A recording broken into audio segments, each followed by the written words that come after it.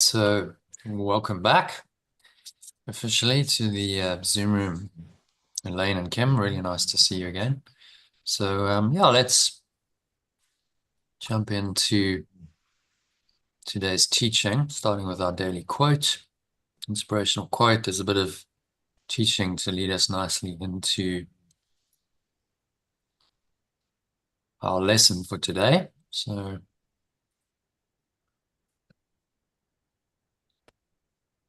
let me share my screen with you.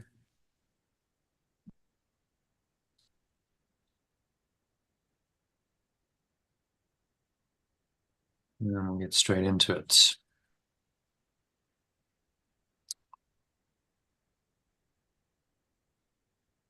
Okay, so if you can read the quote for the day, Kim.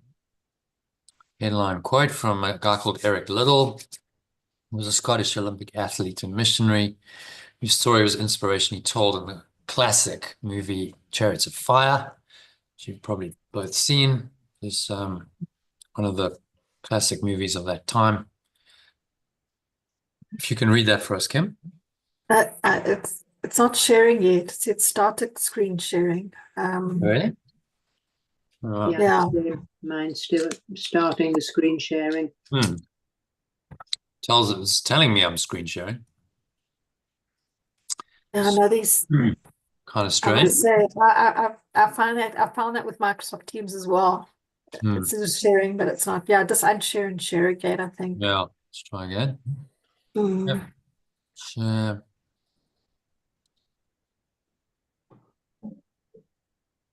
Oh, there we go. You like? Yeah, there we go. Yeah.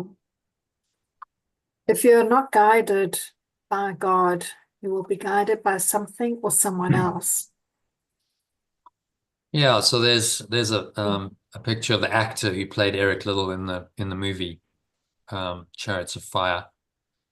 And really what he's saying is quite profound. He's stating the simple truth that we'll be guided through life by a thought system. So the only choice you have is which thought system you'll choose to guide you through life. As Yeshua tells us over and over in A Course in Miracles, there are only two guides and two thought systems that you must choose between in every situation, which you're called on to make a decision. Fear, which comes from the ego or the belief in separation and a separate self. Love, coming from God, or an alternative arts of letting go language, pure formless awareness of perfect love, the remembrance of which he calls the Holy Spirit. In A Course in Miracles, we call the remembrance of perfect love. So it'd be helpful just to translate the word God in today's quote into alternative language. So, Elaine, if you can read that translated quote for us, please. Yeah. If you are not guided by the what does that say? Remembrance. Remembrance is just the yellow. I can't. Yeah. The remembrance of perfect love. You will be guided by something else or someone else. Yeah. Who, So when, where. Yeah. Yeah, it's just an illustration of, well, at this time of year, especially, where you're going to go, what you're going to do, what's the new year going to bring, what's your guidance system, what's guiding you to do anything? That's the question. So the ego always speaks first and speaks loudest in the nagging voice of a separate self that constantly seeks pleasure and avoids pain to try and satisfy its desire for more and protect itself from the perceived dangers in the threatening world it has invented. Therefore, desire and fear are two of its primary emotions that are seemingly powerful motivating forces in this world.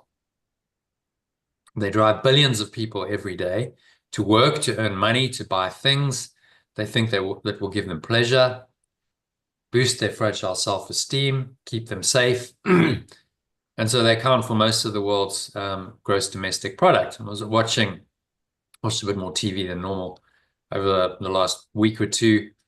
And you see some of the ads, especially for things like perfume, alcohol, very much about the self-esteem. The perfume ads, and they have these, sexy women or hunky men doing something, and often saying the most cheesy things, and you, what would you do for love? Remember one of them, and it kind of makes you laugh because what they're saying is that somehow by wearing scented water, you're gonna become like this person, like this character that, they're shooting in this, clearly, quite expensive shoot. They've gone to some trouble to film, this character dancing around or doing whatever in some exotic locations, and obviously got some young, attractive character. And they honestly think, trying to convince you that if you wear their scented water, that this is what you're going to become. I mean, it's ridiculous, really, isn't it? Or Yeah. you're going to drink their sugared water, alcohol, scented water, perfume, sugar water is alcohol. And either one of them suddenly going to make you into this bigger self, who's going to have all these amazing experiences. Life's going to be wonderful. It's crazy. And yet, these ads play, and obviously they must work, otherwise they wouldn't play. So people buy it. Literally they buy the illusion, don't they? And they go out and they, buy the perfume because they've seen the ad. That, that's, because they're not doing it rationally. Rationality would just say that's just a load of nonsense. Buying, some scented water isn't going to make me into that. The only reason I should buy it is because I actually like the scent, and maybe I enjoy the smell, and I enjoy smelling like that. Maybe that's still related to the body, obviously, but less illusory than boosting the fragile self-esteem. So this is the way the world works, but it should be obvious if you've ever engaged in the ego's game of pursuing satisfaction and safety from something outside you in the world you perceive as external to you, which we've all done at some point in our lives, that this strategy doesn't work to bring any kind of lasting happiness or peace of mind. In fact, quite the opposite. As the Buddha observed 2,300 years before concepts like GDP were even invented, he noticed that desire for something more than they already had caused people endless suffering, because desire seems to confirm that you're not happy as you are right now, and you need something else outside of you to be happy, setting up a self-perpetuating system of expectations, and then the inevitable fear that your expectations won't be met. So I have an expectation. Oh, what if my expectation is not met? That's the automatic, negative side of that equation, isn't it? And the more you expect, the more the ego will say, but what if it doesn't happen? Then you'll be less than, then you'll be negatively affected, then you'll be suffering. The Buddha called this Tana in Pali, which is translated typically as craving in English, dvesha, or aversion, otherwise known as resistance, is the flip side of it. That will never end as long as you keep believing in it. As long as you believe in the duality of, oh, I can desire this and I can fear this, you just keep the game going. So you'll be what's known as a consumer in modern terms, consumed really by your own desire and always seeking to satisfy it through external means that often involve buying something. Even fear, is a consumer industry, because you will buy security, you'll buy things that make you feel safe, another external means to try and mitigate your fear. But as Yeshua points out in this line from section 1 of chapter 2 of the text, illness is just some form of external searching. All illness is just external searching. I've got, it's symbolized by money. Well, money is just a symbol of an external search for something. It's the means of facilitating that external search, and we've invented it because in our insane society it plays a role. If everyone were perfectly content with what they had, money wouldn't really be necessary, would it? But it's the dissatisfaction, as the Buddha called it, dukkha, the suffering, that then causes us to look outside of ourselves, and then we need money in order to satisfy that external search, to facilitate that the fulfillment of that external search. And so we made it up. The ego made it up to do that. So if you follow the ego's guidance by constantly seeking for satisfaction outside yourself, not only will you be mentally ill, as Yeshua points out, you'll also be wide open to being manipulated to make decisions that aren't really your own by clever marketers who know how to play on your desire and fear with their carefully crafted messages. People spend a lot of time and thought on these messages because those messages are what's going to persuade someone to buy or not buy the product. So these manipulative forces in society are the something or someone else Eric Liddell refers to in today's quote, that your ego accepts as being part of itself, when in truth they're completely opposed to the higher self, the Christ self, the true self that God or love created. Listening to the guidance of this higher self that knows it's perfect, whole, complete, and loved is what Liddell means by being guided by God. By definition, your higher self doesn't believe in fact, can't even conceive of emotions like desire and fear, because it rests in peace and contentment, complete in its own perfect being and not needing or wanting anything else. So this is, you mentioned it earlier, Elaine, that the philosophy of just accepting that you are already enlightened. You already have this. You don't need to go and seek for it or search for it. It's already within you. This peace, this love, this joy, this contentment, everything that you want apparently is already within you. You already have it. You already have that which you seek, and in that understanding is the end of the search, isn't it? When you really get that, then you're not seeking anymore because you found it. You're experiencing it within you. And that's the difference between the two sort of primary modalities of growth. The one says you're somewhat lacking, you're dysfunctional, and you need to grow, and you need to become something more. And we've already discussed what that leads to. That's desire, craving. You need to be something more than you already are. But actually, the truth is that you already are that which you seek. You already are whole, complete, and perfect. You just need to accept it. That's the second alternative. The spiritual alternative is to say, well, I already am that which I seek. All I have to do is accept that. It's as simple as that. If once I accept it and I enter that knowledge, then I'm home. Then I need to do nothing else. And the world will continue, and I might still have some needs on a physical level. Okay, well, I still need some money to buy food and clothing and pay rent and so on and so on. But I'm not craving that anymore. It's just a practicality of living in this world. You see the difference. If I'm psychologically craving, then the ego's got me. If I'm not, and I'm content in my being, but I can still operate in the world and do things that earn money and spend money to meet physical needs, then it's a different picture. It's a different equation. Which is where the Yeshua and these teachings are directing us to a state beyond desire and fear, where you're just guided by perfect love, and in that guidance you can still operate in the world, but the world doesn't control you anymore. So you have what's called an internal locus of control.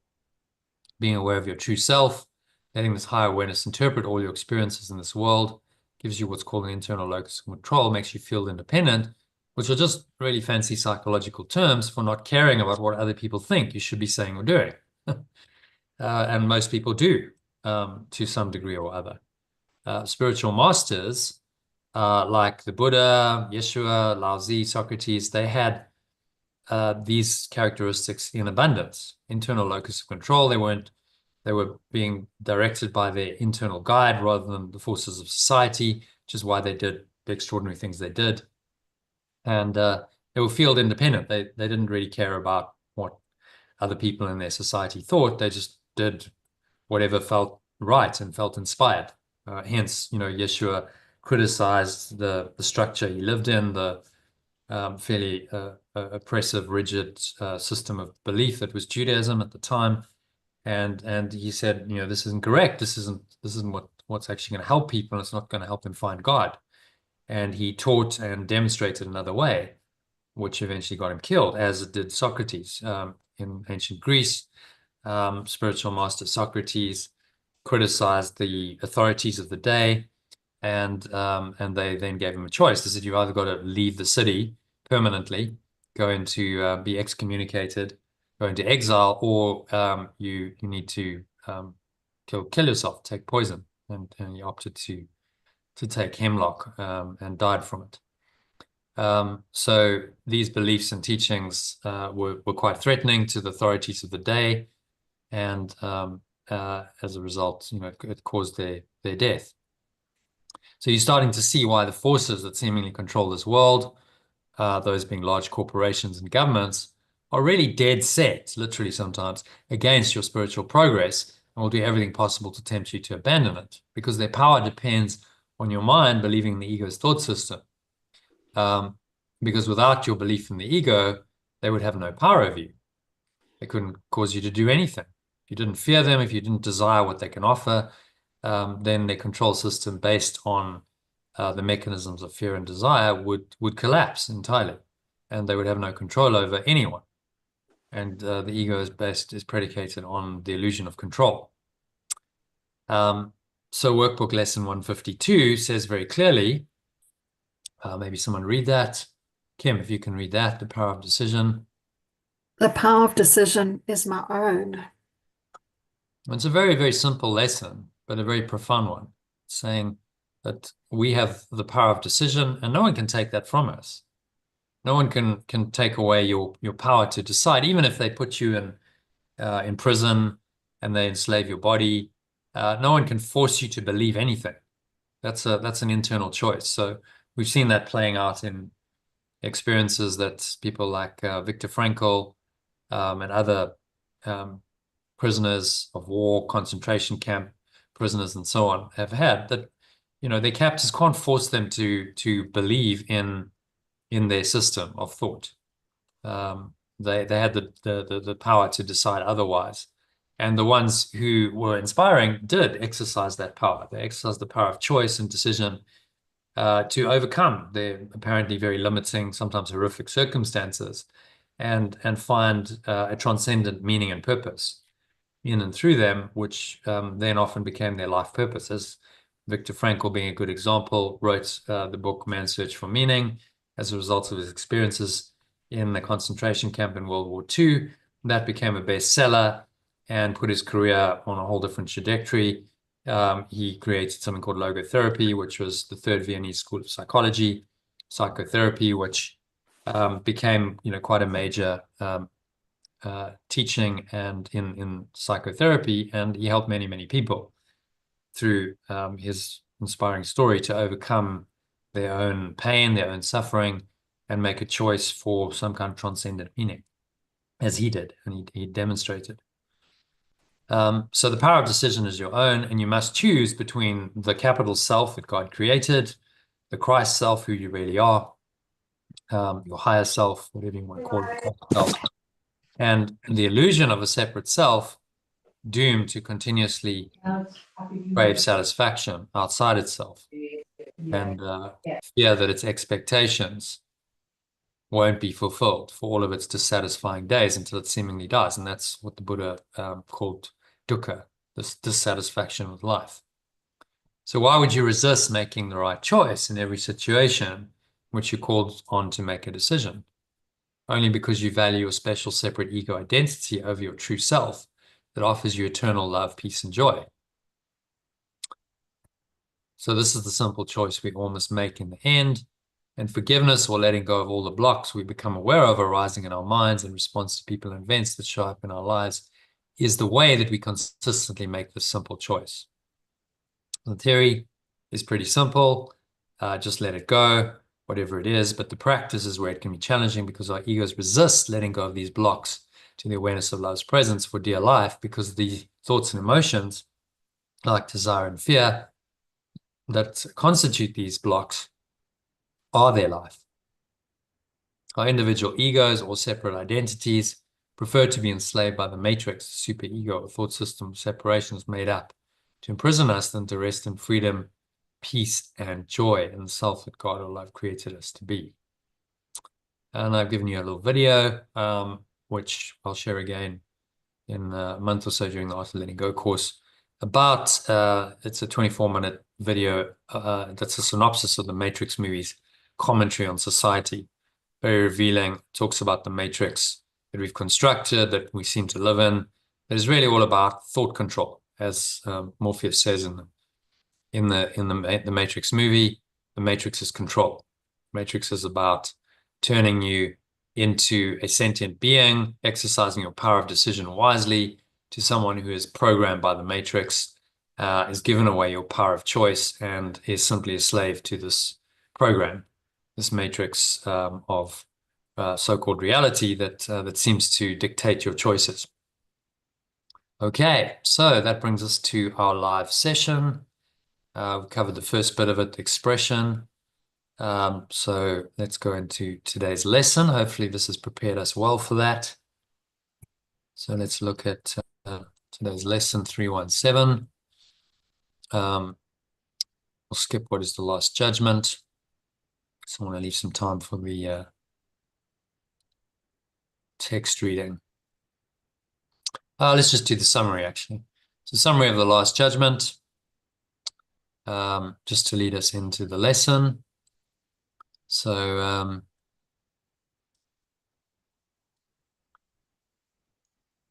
just read a paragraph at a time. Kim, maybe you can kick it off with the first paragraph, kindly. So if you can read paragraph 1 of the summary.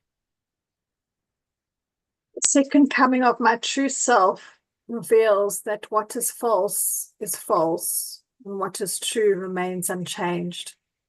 With this realization, perception ends, replaced by innocent vision, until it too fades as its purpose is fulfilled.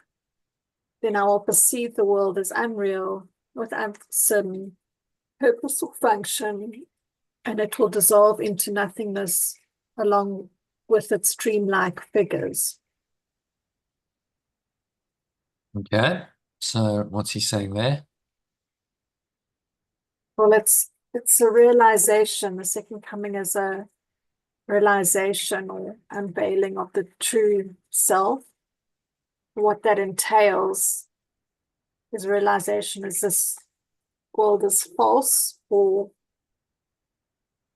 and what is true is there and always has been.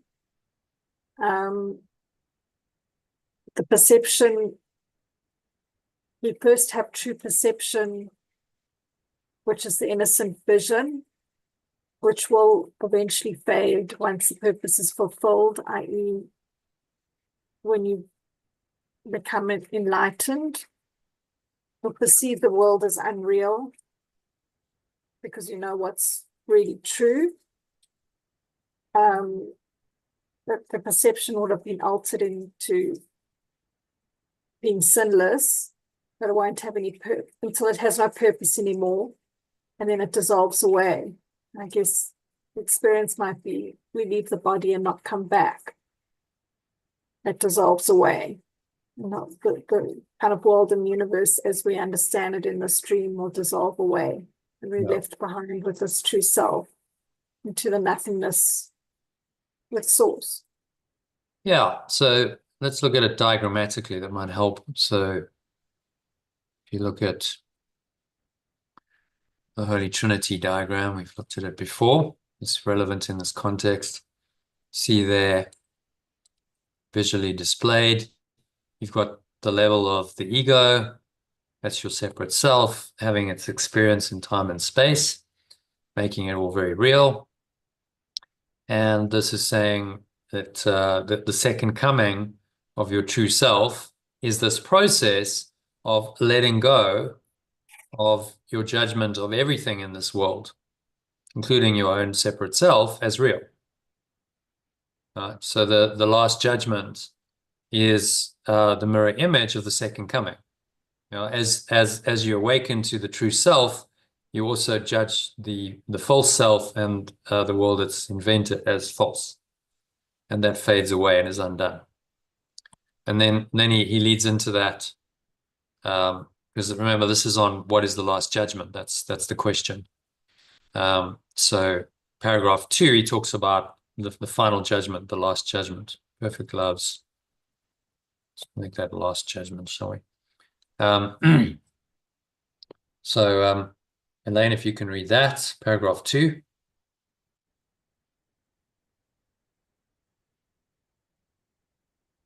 Elaine, are you there? Oh, sorry, I'm reading. I didn't realize I Yeah, was you're on mute. muted, yeah.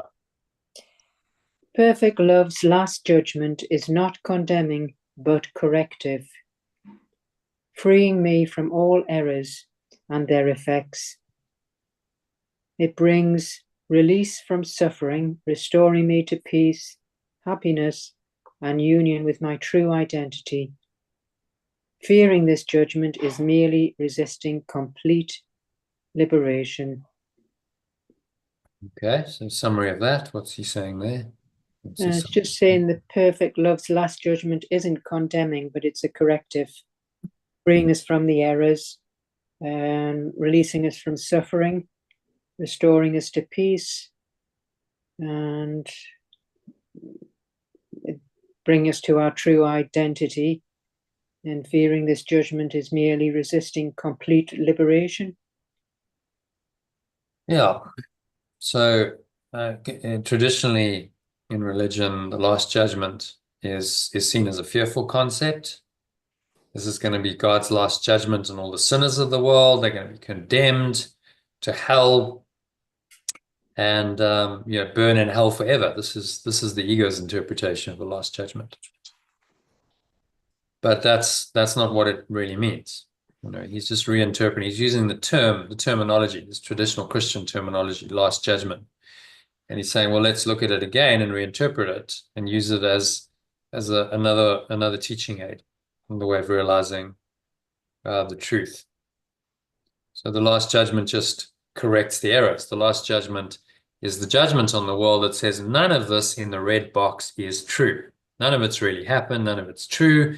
The separate self that made it up, all the experiences that it's made up, the entire construct of it, of time and space and this physical universe, none of it's true. So whatever happens in here is simply untrue, and therefore it can be let go of. Right? That's the last judgment. That process of letting go of forgiveness is the last judgment.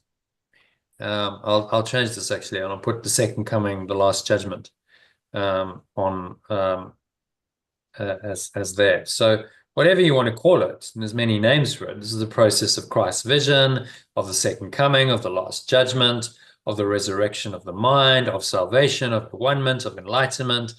It doesn't really matter. It's all just terminology. It's words pointing to the same process of awakening. That's another term which we could use to describe this. That should probably be in here as well. But you run out of space because there's many terms for this process of letting go of the ego and its world. And as you do that, you simultaneously awaken to the awareness of your true self, which is the Christ, which is the Son of God, or the extension of perfect love, also called the Buddha, the awakened self. In Buddhist teaching, the Atman in Hindu is this higher self, capital self, the soul, that another word for it, another name for it, that is transcendent of anything that happens in the illusion. Okay, so let's go on to the next paragraph. Kim, if you can read that, third paragraph, this final judgment. This final judgment is entirely loving, guiding me back to eternal peace, shared with perfect love. It heals all sorrow, raises all pain, and gently awakens me and everyone to our one true self. I am not afraid of love or its awakening. Instead, I am asked to welcome it, for my acceptance will help set the world free. Yeah, so thoughts on that?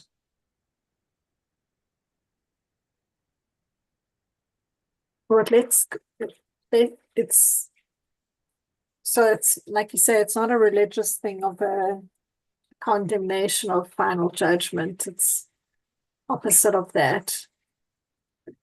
It, what happens that you return to eternal peace and love, and it means the suffering is taken away. Any form of suffering that you would recognize as suffering is taken away, and you're in peace and love. And there's nothing to fear, and you don't fear it. Yeah. And you accept it. And that's what it is. Hmm. Yeah, why would you fear the complete removal of all pain? Yeah. Doesn't make any sense to do that. It's only a Yeah. separate self. You see, the separate self says, well, who would I be without my pain? Well, indeed.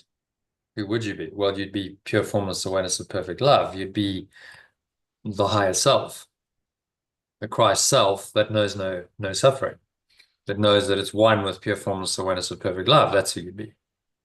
Mhm.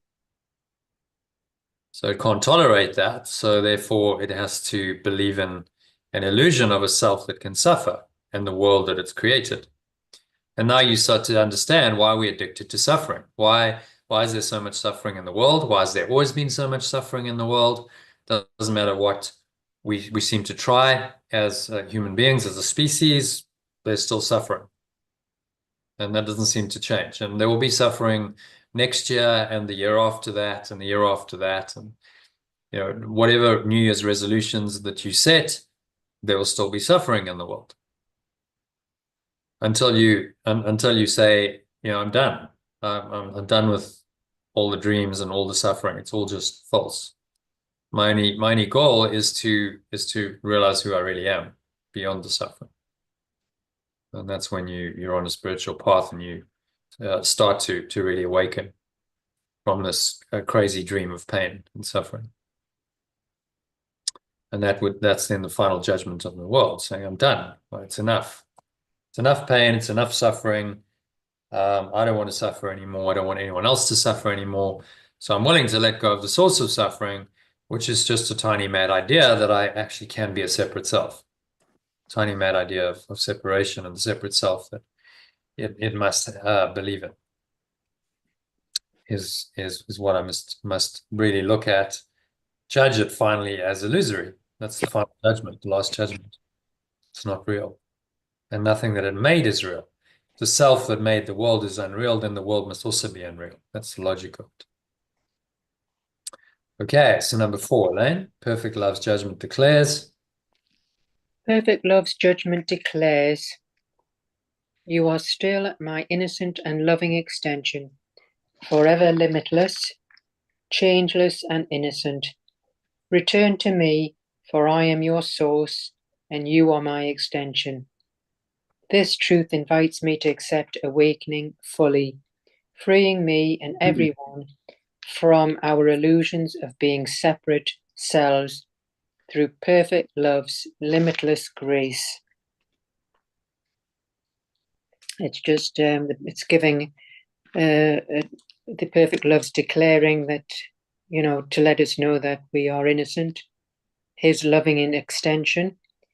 And there's just, if we return to our source, then we can accept this awakening fully, freeing us and everyone from all these illusions of being separate through the perfect love's limitless grace.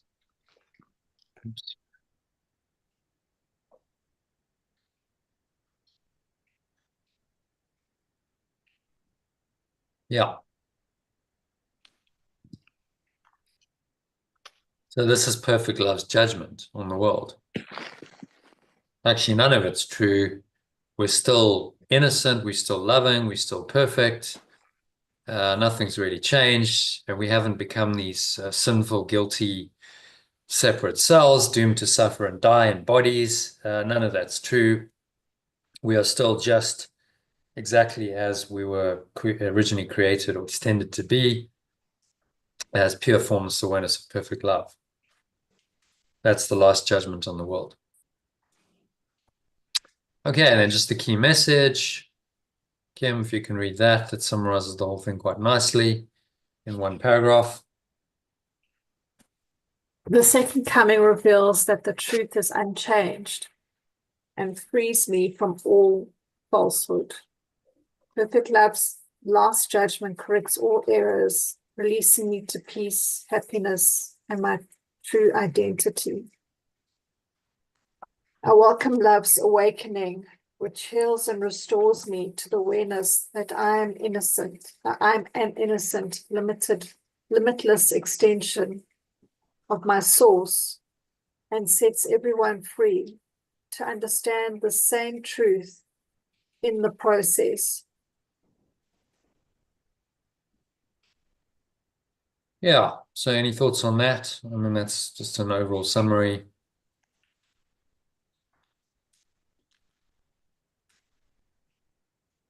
We're affirming that what we really are is an extension of source.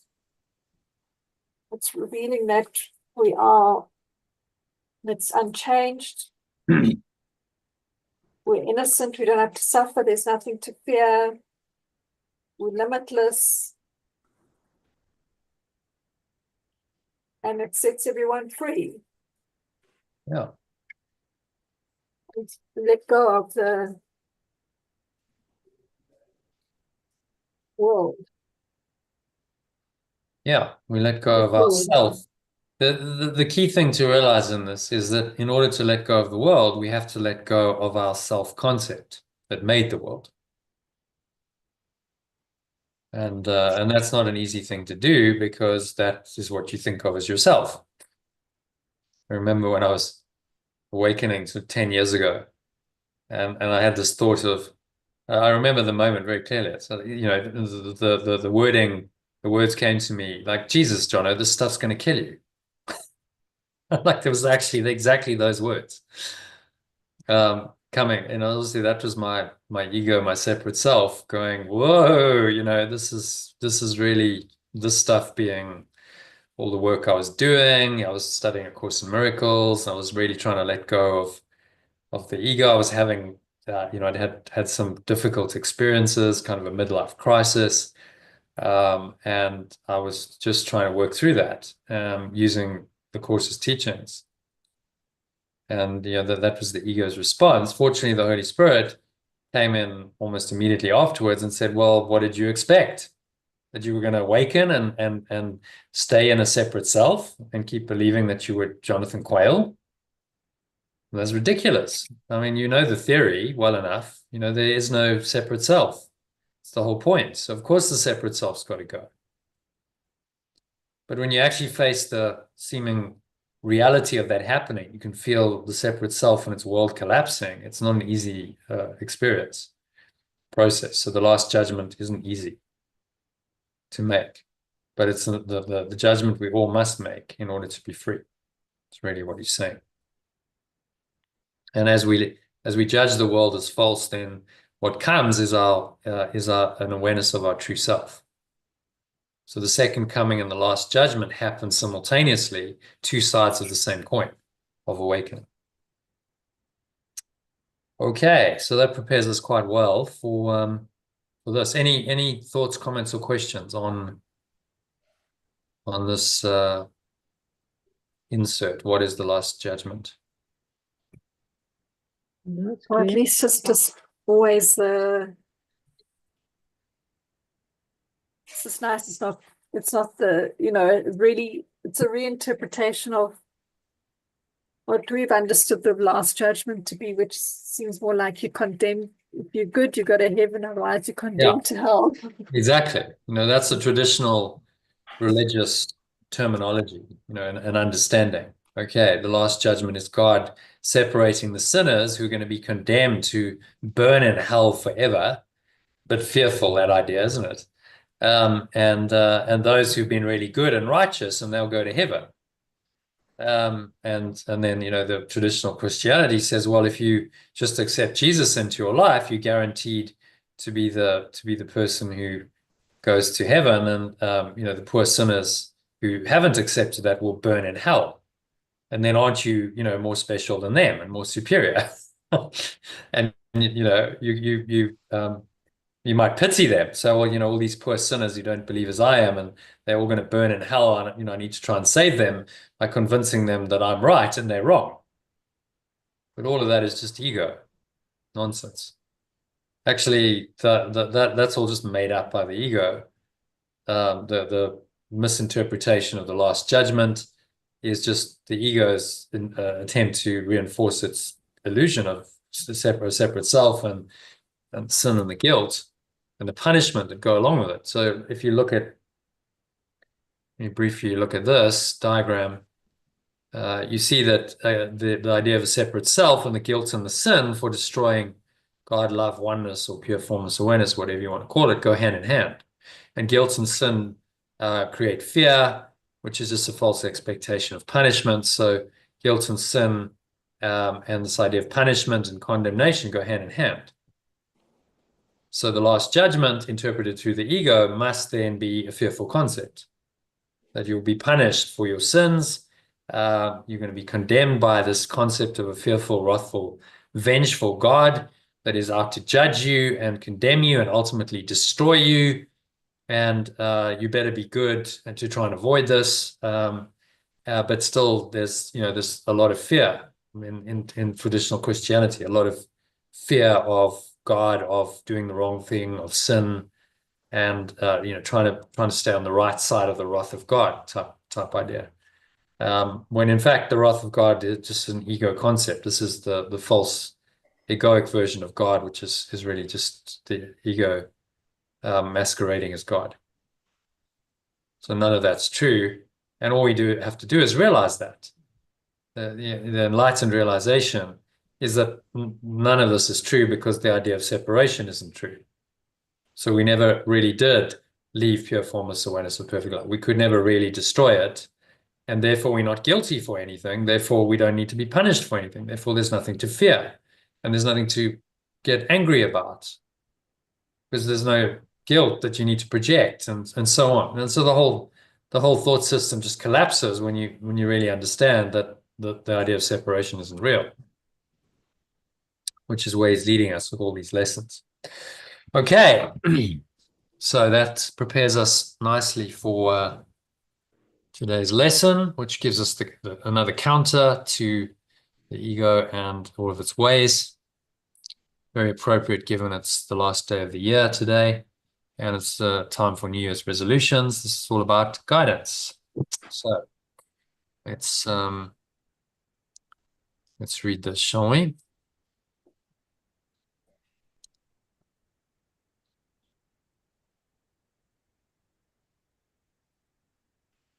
I'm gonna record it. Okay, so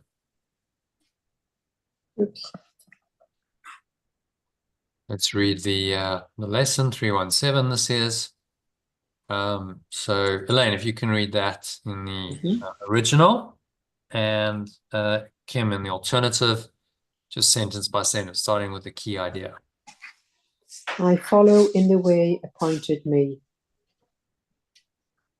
I follow the way I am guided to follow.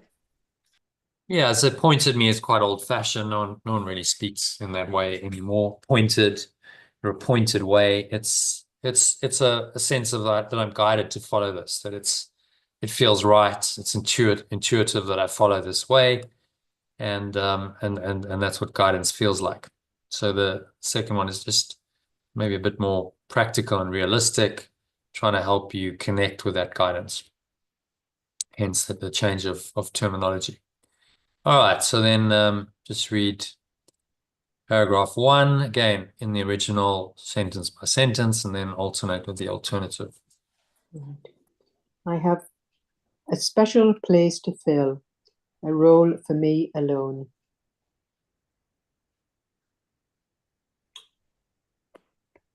Yeah? Oh, we're doing sentence by sentence. Yeah, Sorry. Okay. sentence by sentence. I have a special place to fill and a role for me alone.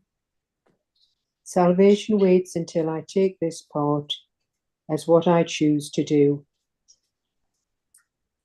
Awakening waits until I take this part as what I choose to do. Until I make this choice, I am the slave of time and human destiny. Until I make this choice, I am the slave of time and human destiny. But when I willingly and gladly go the way my Father's plan appointed me to go, then I will recognize salvation is already here, already given all my brothers, and already mine as well. But when I willingly and gladly go the way my source's plan guides me to go, I will recognize freedom is already here and given to me and all my companions. Okay, and then Kim in the alternative from the top. I have a special place to fill and a role for me alone.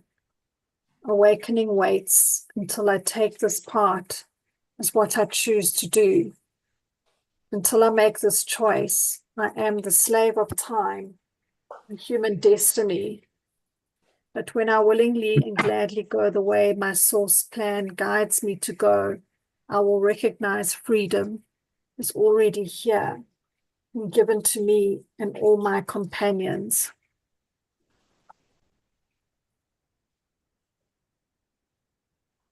Okay, so thoughts on that?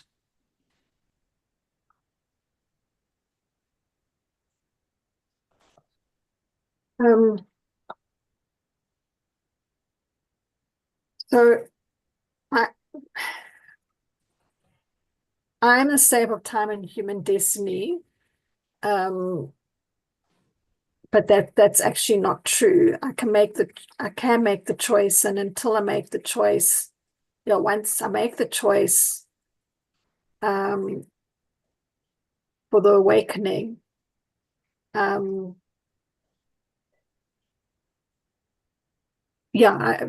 it's telling us that we can listen to the source's guidance, and get out the way, allow for the source's guidance. And there's a role that you can fulfill with the source's guidance, and it will lead to my awakening. I just need to recognize that that's there, and if I choose to do it, that is what will happen. And I recognize the freedom is already here. It's given to me and all my companions. So it's just got to choose and allow it. Yeah. Allow the He calls that guidance. to special function, because he talks about in the text a special function in chapter 25. And this is really what we'd call your higher purpose in this world, your destiny, your higher purpose, your special function. It's just different terminology for the same thing. So there is when he says there is a special place to fill a role for me alone, he's saying that the Spirit will guide you to find this special place, this role, this function in the world, and it's yours alone. No one else is going to do exactly the same thing. And these are the people who inspire us, people who've found that special function in the world and they've actually lived it.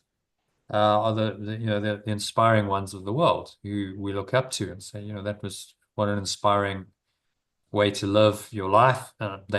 Inevitably they had challenges. It wasn't all easy, but they transcended them, and they demonstrated that there is something else. There is another self. There is a higher purpose than just what the world dictates.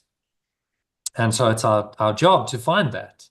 Our only function in this world is to find and listen to the voice of the Holy Spirit and remember it's perfect love that helps us find that function, and it will guide us to find it.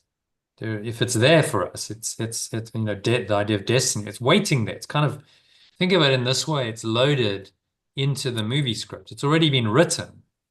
The plan of your life's already been written. It's all already there, and you just have to start playing that role, saying, "Okay, I'll slot into the script that the Holy Spirit's written for me, and I'll willingly go there." So it requires your will and your choice.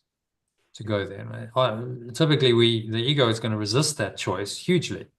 Say, no, you know, whatever you do, don't go there. Resist it. Find another way. Keep doing it your way, rather than surrendering and listening to the guidance and just going with the flow, and following that guidance where it may lead you, and you don't necessarily know where that's going to go, how that's all going to play out. You don't know at all when you follow it. I'll give you an example. So in my life, about 2011, I got this email. It was sometime in March, April, something like that.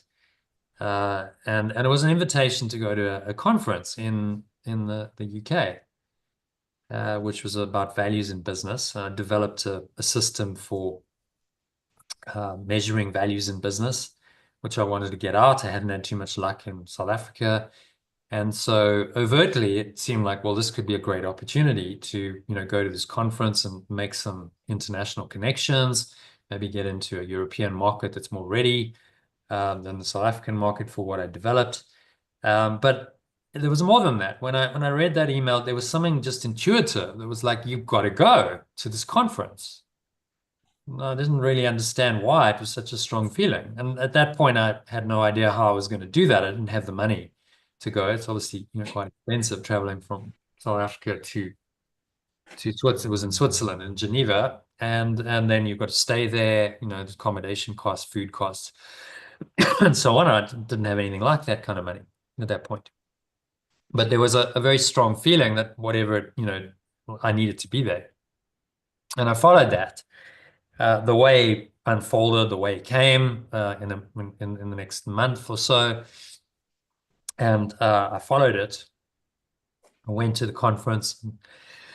I happened to meet someone there. The end of it, that encounter completely changed my life.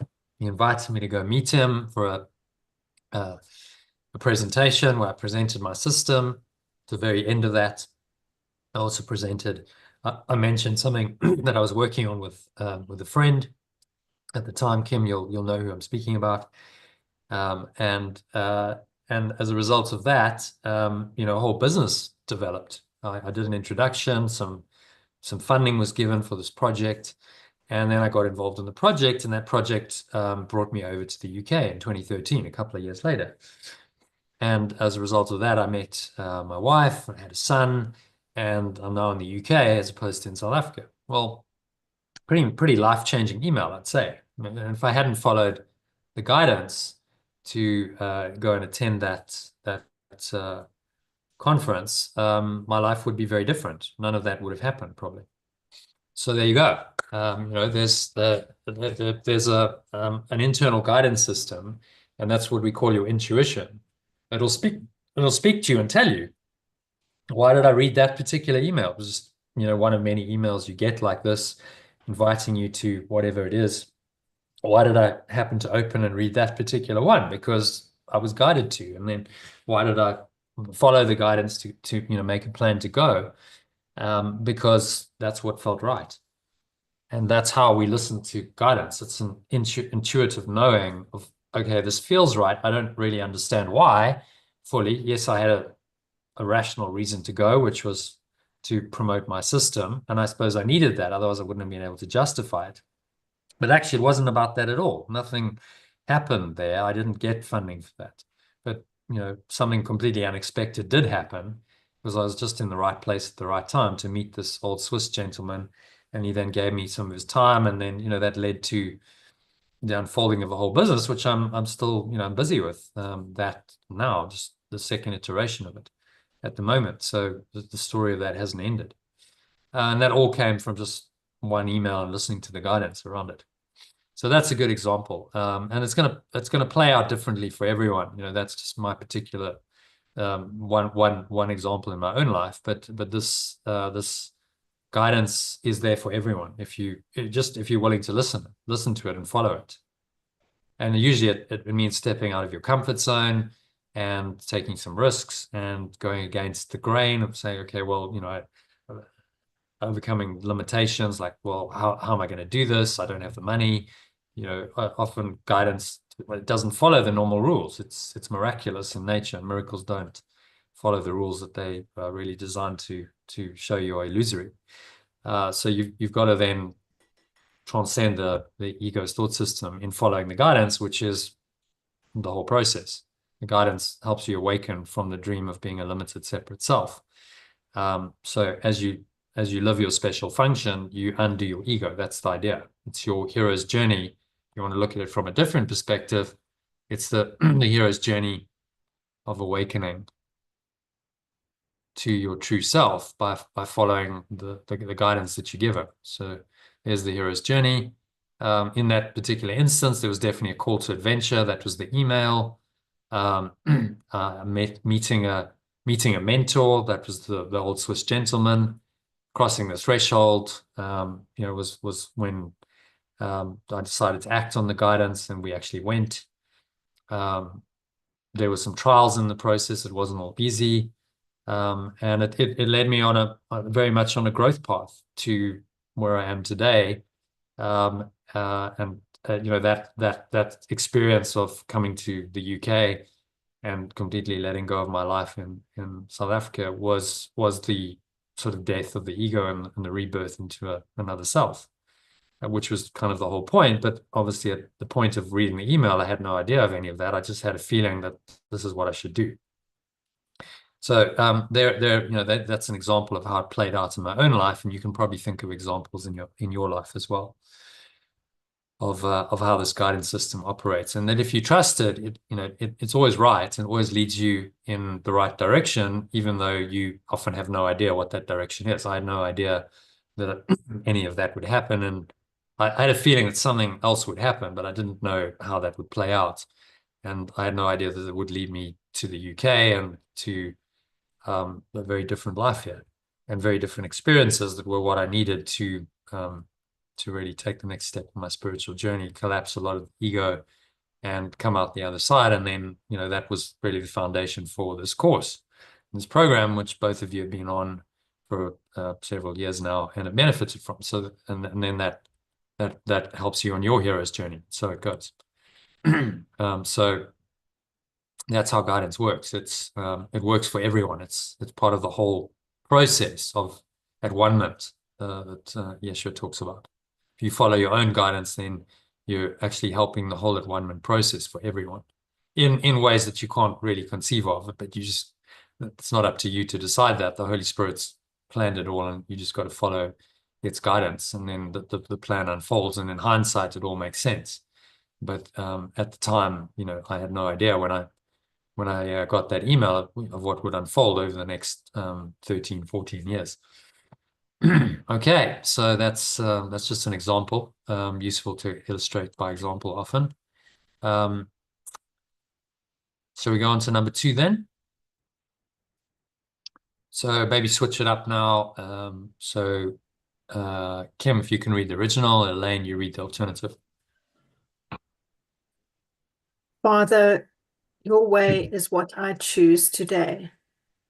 My source, your way is what I choose today. Where it would lead me, do I choose to go? Well, there's more. What it would have me do, I choose to do. Oh, sorry. Where it would lead me, do I choose to go? What it would have me do, I choose to do. I choose to go where it wants me. It wants to lead me and to do what it wants me to do. Your way is certain and the end secure. Your way is certain and the end of the journey sure.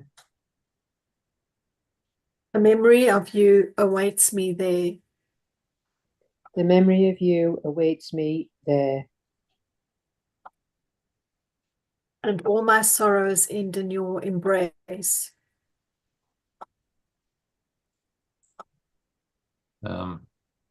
Sorry. All my sorrows end in your embrace, which you have promised to your son, who thought mistakenly that he had wandered from the sure protection of your loving arms. and all my sorrows end in your embrace, which you have promised to your extension, who thought mistakenly that it had wandered from the sure protection of your loving awareness. From the top, my Yep. source, your way is what I choose today. I choose to go where it wants to lead me and to do what it wants me to do. Your way is certain and the end of the journey sure. The memory of you awaits me there, and all my sorrows end in your embrace, which you have promised to your extension, who thought mistakenly that it had wandered from the sure protection of your loving awareness. So it's just reassuring us about our source, letting us know that it will choose the way it wants to lead us and what it wants us to do, because the source's way is certain, and that memory is awaiting us, and all our sorrows will end, and it's waiting to embrace us. It's the protection of the loving awareness is awaiting us, so we can head for there. Yeah, so guidance is the way we get there. You know, you need if you're lost in the matrix, in a maze, you need a guidance system. That guidance system sees the whole maze from above and says, okay, well, turn left here, take a right here, and it'll show you the way out of the maze. And that's what the Holy Spirit does. So at every turn, every decision you have to make, it gives you the guidance. It says, okay, go left, go right, do this, do that. In my case, in that example, we'll make a plan and go to go to that conference. And then it also showed me the way. So okay, I'm willing, but I have no idea how, because it's a lot of money that I need, and I have nothing like that amount of money at this point. And then miraculously the money came and the way came. And then it was like, okay, are you gonna do this or not? You're gonna follow this or not? And I knew that I had to follow the guidance, even though, it was challenging. There was some resistance, there was some difficulty. And that then led to this whole, path of awakening, that has unfolded. And again, that wasn't all easy. Going through the dark night of the soul is really not easy at all. At times I was like, oh God, what have I got myself into? If only I just ignored that email, none of this would have happened. But in hindsight, I'm very glad that I did go through it, because that's what we're here to do, is to awaken. And the guidance will show you how to awaken it. It shows you your unique path of awakening. It tells you what you need to do, where you need to go, who you need to meet on your highly individualized path of awakening to the same truth, that everyone else will awaken to. So it's like climbing a mountain. It's the same mountain. You end up on the same summit, in the same place, but the way that you're going to take to get up the mountain is different from someone else's way. Even if it's sort of along the same lines, let's say the same path, you're both studying A Course in Miracles, your way is going to be different, and you're going to navigate up the mountain differently. And your own your internal guide, the Holy Spirit, is going to guide you every step of the way. That's what this is saying. Because otherwise, how are you going to find your way up the mountain? So it's very encouraging. It's a lovely lesson. That's a repeat of some of the earlier lessons. Lesson 155 and 156 talk about following guidance and surrendering. It's a repeat of the same theme, just in slightly different language, because we need it, and it's very appropriate. Yeah, and that's just coincidental, if there is such a thing, that it's on New Year's Eve, when we typically think about the year ahead. We do some reflection and we ask for guidance for the year ahead, saying, well, show me the way then. I follow the way I'm guided to follow. Okay, so any other thoughts or comments or questions on that lesson? Any experiences you want to share yourself you're welcome to do that. Otherwise, we'll go into a meditation on it. So you can just Sorry, John, keep I a do have level. a question. When you say like you're hitting a dark, what was the dark side of that journey? Dark If you night want of the to say. soul.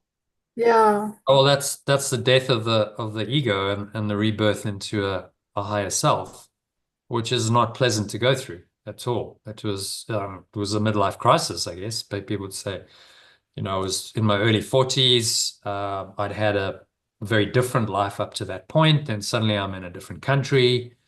I've given up the work that I love doing. I wasn't teaching or taking retreats anymore. Married, so that was a big change. Different country.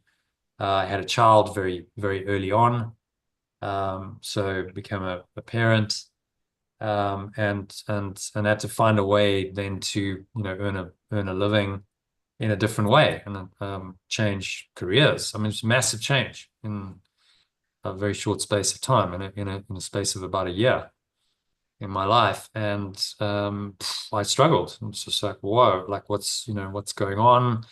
Um, the old self was seriously threatened. Felt like I was going a bit crazy at some points.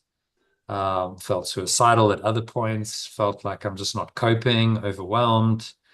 Felt like I couldn't. Was I ever even going to be able to teach this stuff anymore? It was just too much. I just taught it was one breathwork or meditation class a week. That was about the most I could manage. So yeah, it was kind of a collapsing of that whole construct of John O'Quail and what he'd done and what he thought he was here to do, and the ego identity that went with it, including the so-called spiritual ego of, oh, well, I'm now a course teacher. Aren't I so special and clever because I know this course better than anyone else? And now I have an identity as a, teacher, and all of that just kind of had to be undone and deconstructed. And that wasn't easy at all. Not very not easy. I remember back, it's difficult to fully remember, but I just remember going, I don't know if I can handle this. Just too much, and part of you just wants to run away and go, we'll just go back to South Africa and forget all this. Yeah. But another part of me was, well, you have to go through it. This is that point. I didn't really know about the hero's journey, but I did have the course. And it was very clear to me that I had to then apply the course. This was when I would really learn it. It wasn't about just teaching it, the principles in sessions. I'd run sessions for years. But yeah, that it needed to go to a different level of like, I actually have to apply this to my life. And it's not really about teaching anyone. I need to learn this myself, first of all, which clearly I haven't learned because I'm really, struggling. And it became evident, that became evident that I hadn't really understood the course at all. I'd understood it on one level, but on another didn't have a clue. And then it was like, okay, this is my opportunity to really learn it in in these very difficult circumstances, which is kind of when we do learn it. When you go through a crisis and things are really seemingly going wrong, that's when you're really called on to learn these lessons. So yeah, that's what I mean. And then, on the other side of that was a new self, a new life, a level of awakening that I couldn't have conceived of before. And on the return was, okay, I can return and start teaching again, but now I'm teaching from a very different perspective. It's all changed because I've changed. And I wouldn't have been able to do the Art of Letting Go course and program, I don't think, without those personal experiences. Almost certainly not. I needed to have gone through all of that to mature in my own understanding and of what this really means to awaken, to be able to teach people on a different level. So then you return as a changed, transformed person, teacher, and then you can be helpful to others on their journey as a mentor and a guide. And that's often the case. That's often what happens. In my case, okay, it was returning to some kind of formal teaching role, but now it was being done differently. It was online. It was through a program, a much more comprehensive, much more in-depth than it was before. Before I wasn't really scratching the surface. And I knew that. Part of me was like, that was what the call to adventure was. I'm like, there's something more than this. I know there's more than this. And the call to adventure calls you to go and discover what that is. And that comes in, like in my case, it was an email. And just an immediate feeling reading that email, I need to be there. I don't really know why. Okay, logically, I can kind of rationalize that and say I need to be there because I've got this system that I want to go out and promote. Maybe there'll be some connections and maybe something will happen. But I knew at the same time, intuitively, there was a deeper reason, and I didn't know what that reason was. I had to follow the guidance to find out. And that's the hero's journey. Yeah? Not just knowing theoretically about this, but actually walking the path yourself and going through the experiences that path brings you, which is then when the awakening happens, because it's experiential learning. I wouldn't have had that awakening if I hadn't gone on the path and come to the UK and changed my life so dramatically in midlife. I wouldn't have had that experience. I could have just carried on in the known world. Yeah, I was teaching this stuff, but it was normal. It was known. I was comfortable to a point, and the wouldn't have had the same level of tests and challenges which were needed, obviously, to go through the process of the death of the ego and the rebirth into the higher self. You need sometimes a level of discomfort and trials and challenges to do that. That's what the hero's journey is all about. So yeah, I hope that answers the question. Thank you, Jono. Thanks for sharing. Yeah, it does. So we've all got that ourselves. Everyone's got that. If you follow your guidance, it's going to take you into that place. And then you'll go, oh my God, why did I follow the guidance? This is terrible. Yeah, sure. Yeah, I'm just wondering. But then awakening isn't easy. It's terrible, but it's exactly what you need to awaken. So if you really want to awaken, you've got to go through it. It's the death of your old self and your old life. Well, that's not going to be easy, because it's like someone is dying. Someone who died in that whole process. That old character of Jono had to die, and there had to be a rebirth into another transformed self that happened. And that process took a number of years. It didn't just happen overnight. And, it wasn't an easy process, because when the old self is dying, you just feel like you're dying inside. It's like, oh my God, what's happening? And am I going crazy? Am I going insane? Can I even handle this? It's overwhelming. It's difficult. But fortunately, I had a spiritual path and practices that I practiced for 10 years or more that saw me through. I was like, okay, I've really got to use these. I don't know where else to turn. I've got to apply these teachings. I've got to redouble my practice, and I've really got to learn this myself. And that's when I really started to learn the course. 10 years into it. I mean, I'm not a stupid person. Why did it take me 10 years? Because I needed the tests and I needed the challenges to really make me learn it. If I was too comfortable in this normal world, there was nothing that was testing me enough to make me learn it to the level I needed to. So that's how it goes. That's the hero's journey, which we're all on. And so all you've got to do is ask for the guidance, and the Holy Spirit will take you on this journey. It'll take you, to the next step of the journey. It'll help you make the decisions. And you just, what this lesson is saying is you just got to be willing to do that. It talks about willingness to do that. Yeah. And was it like a helpless, hopeless feeling at some point? Yeah, very much so. Just, really, like, what's going on? Like, I can't handle this. Despair, hopelessness. What's it even for? Suicidal thoughts sometimes, and so on. And that's I think quite common. I think people go through those kinds of thoughts, emotions in the death of a separate self. Almost So like not karma in a easy. way, you think? Yeah, it's like the unraveling of that whole construct in your mind. And it was difficult. It was shocking. I had thoughts of anger. I was really angry, rage, anger, hatred, all of it coming up. And I'm like, God, I thought I was quite normal and sane. What the hell's going on? What is this? Yeah, Yeah. yeah, But then what you're actually starting to do is uncover the ego and realize what it is and just how shocking it is. I was shocked at some of the thoughts I had. I was like, oh my God, I could be a murderer.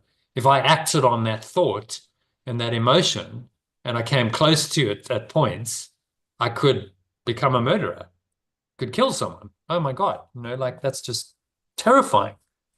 I could harm someone else, take their life, and I could put myself in prison for the rest of my life if I just listened to that insane voice. At times I was like, oh my God, like can I hold it together?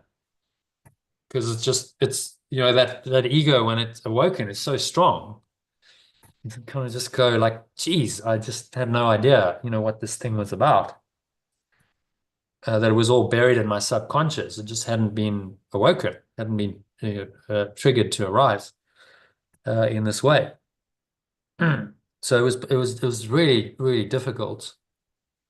But in that difficulty, you also discover a higher self and a higher power that helps you overcome it. Because where else do you go? You have to find something to help you to deal with it. So it makes you reach deep inside yourself and say, okay, I've got to find, the hero within me, the higher self that can help me through this, can find a way, through this difficulty, through the hell, really, out of hell, into a better life, which sometimes you just despair and you go like, is that ever going to happen? Or am I just dreaming? Am I delusional? Wouldn't it just be better to take my own life and just get out now, just end the misery? I think we've all had those thoughts. I'm just being honest about it. yeah. No, I think people do, Mm. and it's like, yeah, just, yeah, people sharing this is just, yeah, Mm. I mean, it's quite a thing, Jono. I mean, Well, it's just being I think, honest. I think we need yeah, to be really honest about this journey because there's lots of illusions about spiritual awakening and that doesn't really serve people. Yeah, mm, you need to understand that, okay, yeah, it's going to get difficult. It's going to get tough. And that's how it has to be. That's the hero's journey. Like you're gonna have to go through your stuff. And it's not easy. But if you're prepared for it, I mean, if I'd known this, I didn't really have an understanding of the hero's journey at that point. I think I'd read the course, I'd read the development of trust. So that's Yeshua's version of it. But the hero's journey really makes it very explicit that they're going to be, it's going to be really difficult. Trials, tribulations, failure, death of a separate self. Okay, if I know that this is coming, then I'm prepared for the journey, right? I have no illusions about what this journey is. I don't think it's all going to be roses. Because that's just a false expectation.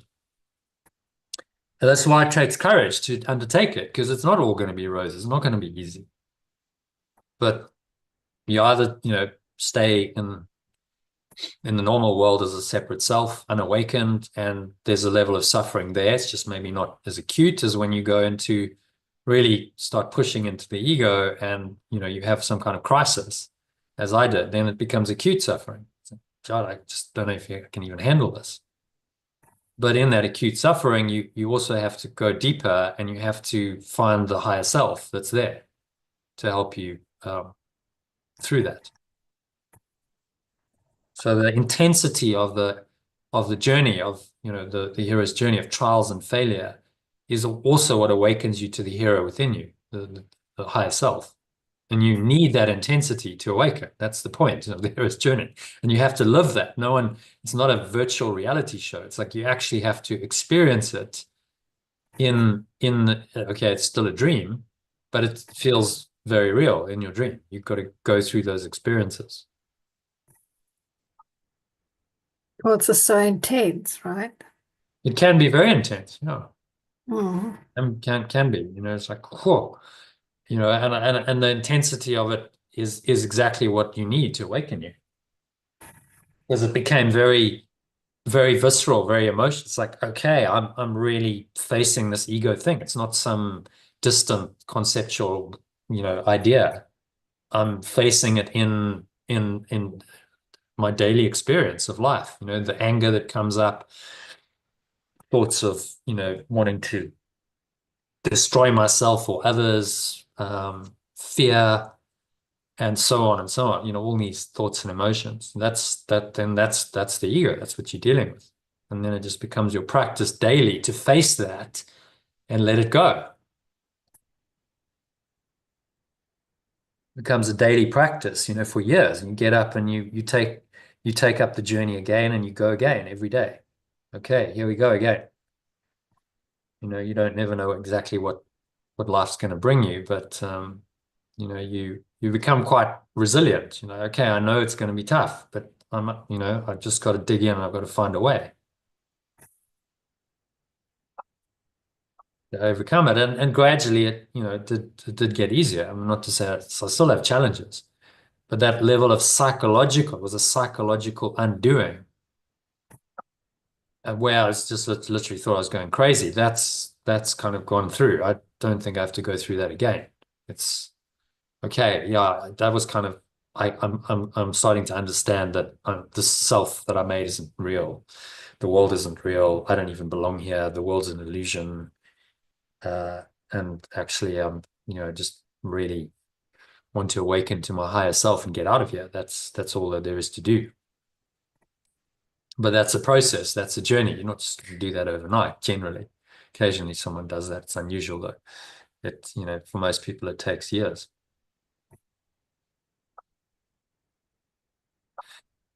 Yeah, so that was my experience of it.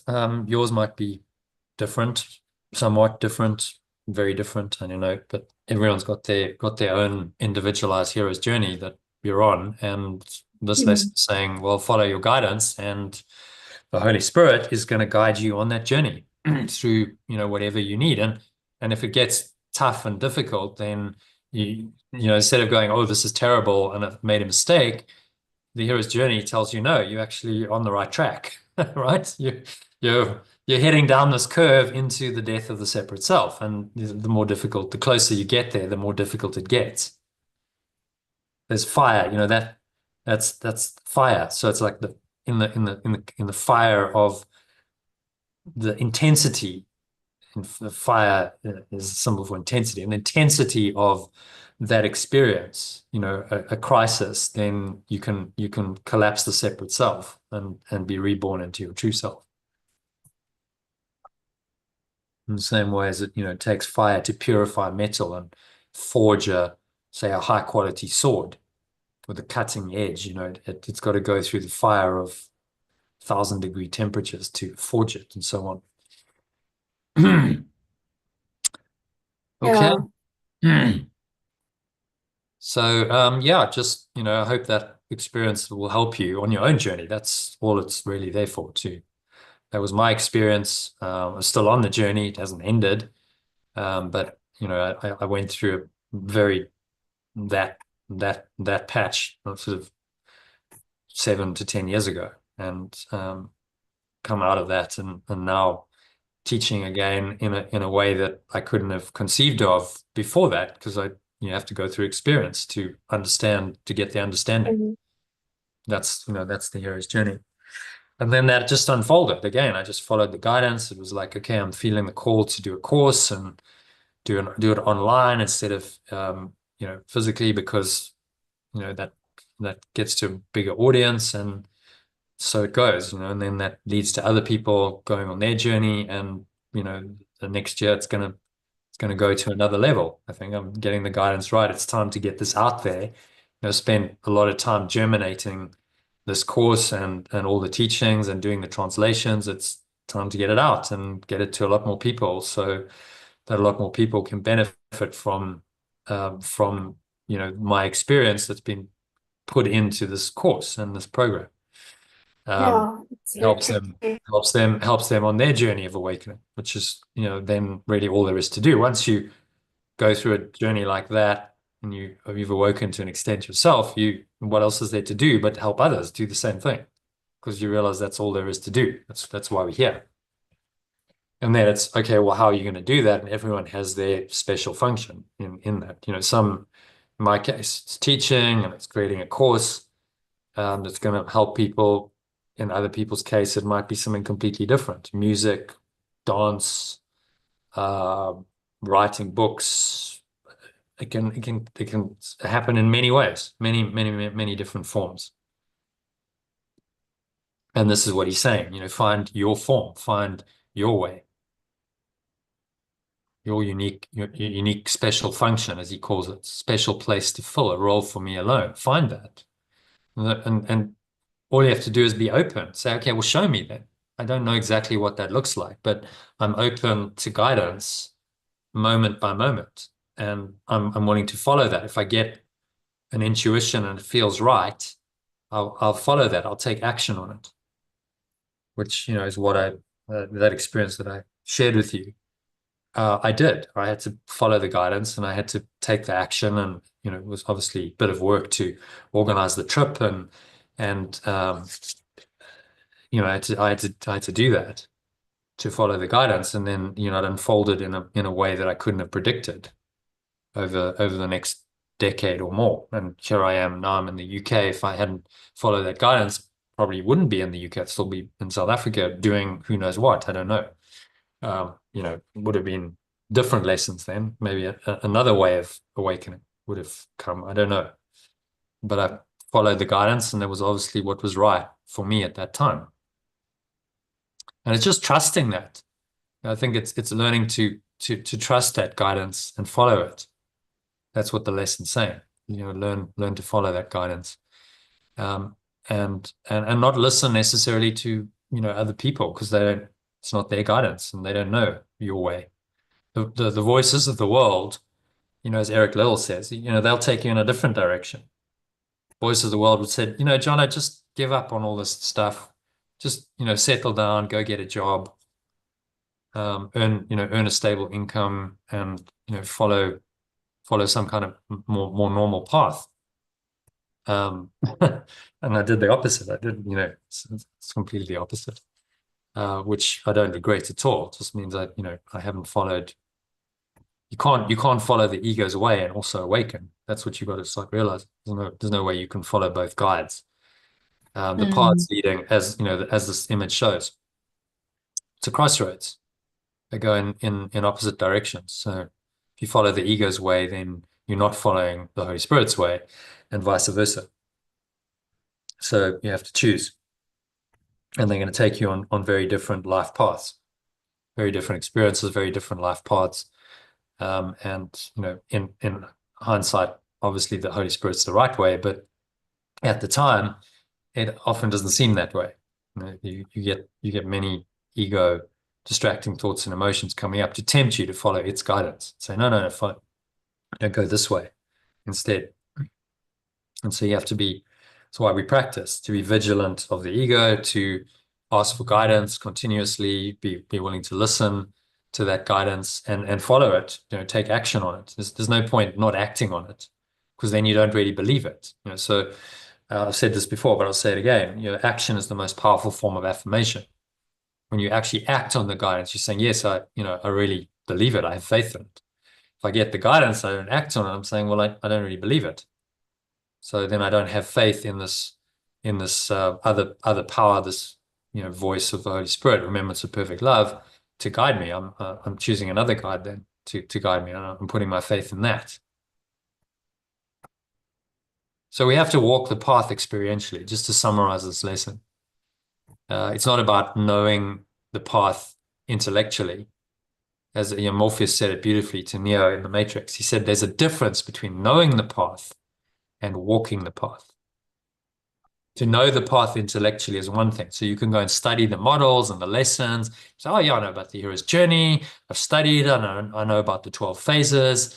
and I can, maybe even write books and articles and give speeches about it. But you don't really know it until you've walked it yourself and you've walked your own hero's journey. And then you start to know it experientially. And then you can teach someone else who's on the hero's journey from a different perspective, a different level of teaching, because it's experiential. So, okay, I've been there, I've had the experience. I couldn't have described, Kim, what I've described to you if I hadn't had the experience myself, could I? No way. Yeah. You can't teach on that level because I would just be going, oh, well, theoretically, and you could teach by example, other people's examples or movies. Yeah, and that there's some benefit in that, but personal experience is the greatest teacher, no doubt. And then you can go, okay, like I understand this experientially because I've been there. I've been in the trenches. I've gone through the trials and the failure and the difficulties, and I've come out the other side. And actually, you can do that as well. If I can do it, you can do it. There's no doubt you can. Just apply the same methodology, which was primarily A Course in Miracles, combined with meditation. And I didn't have, this almost, to develop this because I'm like, well, this kind of teaching would have been very helpful at that point to know this. I didn't know it. I didn't know everything I know now. So, wouldn't have been helpful to have had someone or a course or program that could have guided me through at that point. Yeah, it probably would have been very helpful. Might have saved me a lot of angst and a lot of time. But largely I just did it on my own with an internal teacher, with the Holy Spirit guiding, which I suppose then, that was my lesson, that I had to do that. Sure. Yeah. Hmm? I'm just saying, sure. Yeah. No. Yeah. That's probably No. what you're really there. No. So, just use those principles in your own journey and say, okay, so, maybe you're on the cusp of going into this, and you go down. It can feel like as you go down the curve, it's quite appropriate because you feel like you're going down into the depths. And then, Yeah. you come up on the other side. It can feel like, okay, it's a bit of a deconstruction going on, and it feels like a dissolution, and it can feel, yeah, quite despairing. You go, well, everything's falling apart. Because often it has to. The old structure made by the separate self has to fall apart for the new one to be reborn on the ashes of the old. Phoenix arising for the ashes. And then you see where all the symbols come from. Phoenix dying and arising in the flames. It's all symbolic of this hero's journey, of what's happening psychologically. And then a lot of these metaphors and imagery and stuff make sense. Things like, if we go back to J.K. Rowling and Harry Potter, the Philosopher's Stone is in there, the search for knowledge. The Philosopher's Stone is the Holy Grail. That's another symbol. It's symbolizing the search for this eternal knowledge of who you are. And that the trials and the tribulations you have to go through to find that, which are then enacted in these stories of the hero's journey. Harry Potter is one big hero's journey, seven act hero's journey. And you could, I haven't actually read the books, but I'm sure you could track it through, and you would find these 12 stages in the Harry Potter books. Yeah. Which is why they've been such a sensation, why they've been so popular, because they appeal to that part of us that resonates with Harry Potter, who's going through the trials and the tribulations and facing the darkness and has to overcome them and become the higher self, the enlightened self who undoes the darkness. We resonate with that because that's what we're all here to do. And it's just another story that demonstrates that hero's journey that we're all on. All right, so any other comments or questions on that lesson? It's a very profound one. The simple lesson. I follow the way I'm guided to follow. Very simple sentence. Okay, there's nothing to that. But I mean, when you really go into the depth of that, as we just done, you see, wow, that's a whole hero's journey. That's going to profoundly change the course of your life. If you follow guidance, it's going to absolutely change your life. It is a life-changing lesson if you follow it. All right, so on that note, we can do a meditation now. Kim, I know you said you had to go, was it at past? Yeah. So we've got 20 minutes to do a meditation, and then Elaine, we can carry on with the text, or actually the psychotherapy manual after that. But let's do the meditation, and then Kim, you can close out the session. And the idea of the meditation is to try and experience it for yourself. So you go into the meditation and allow the guidance to actually start happening, and you experience it, experiential knowing rather than just theory, what we've read and studied and discussed. Okay, so Sorry, I just need a very quick nature break. We'll be back yeah, in a minute. yeah, okay, So no problem. I won't. Okay, be So back. let's do that for 2 minutes, and Okay, we right. can Thank you. sure.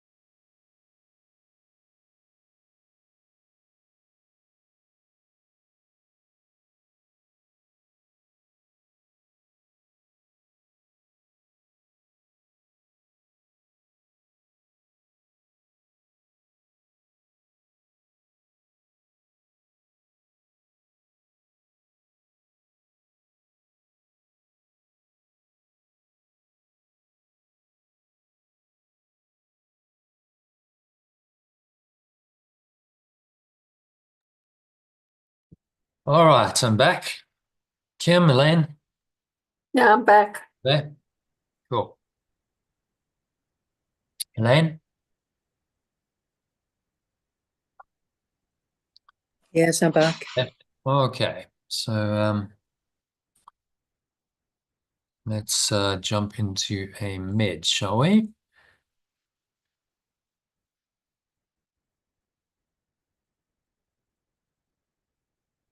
Okay, so this is a meditation on today's lesson 317. All about guidance and following the guidance. So just make yourself comfortable, sitting, your feet shoulder width apart, your back straight. Cup your hands in your lap. Close your eyes. Start off by taking a nice deep breath in through your nose. Just breathing in, noticing how your stomach rises and the chest rises. And the subtle flow of air in through the nostrils. Clench the sphincter muscle. It's the muscle you use to contract the flow of urine or squeeze the last drops out. To lock the energy in, it's the root lock in yoga. If you've done yoga, you'll know what I mean. Mula Bandha, I think it's called. You just squeeze that and feel like this warm wave of energy is rising up the spine with the breath into your heart center. Put one hand on your heart, connect with your heart space,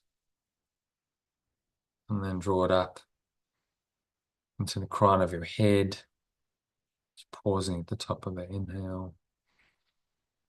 Smile. And just scan your mind. So notice any thoughts.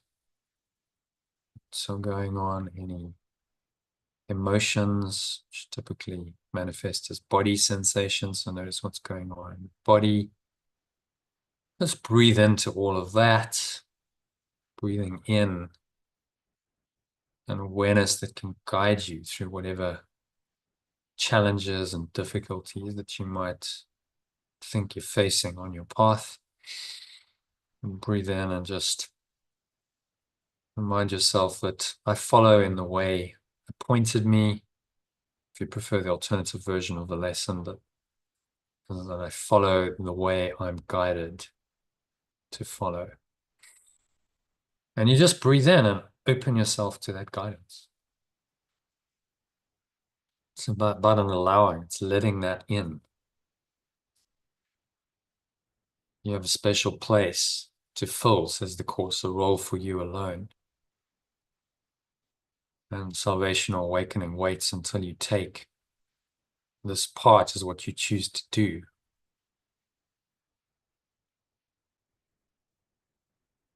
Till I make this choice, I'm the slave of time and human destiny. Just repeat the words, either aloud or just in your mind. Till I make this choice, so I'm the slave of time and human destiny. But when I willingly and gladly go the way my Father's or my source's plan guides me to go, I will recognize my freedom is already here and given to me and all my companions. So on that truth, just exhale and just blow it all out. Just letting go.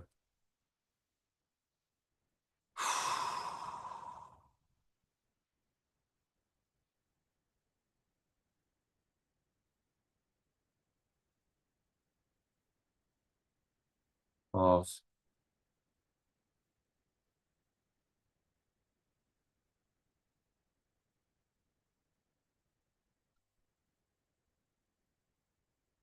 separate self, blowing it all out. The breeze of your breath.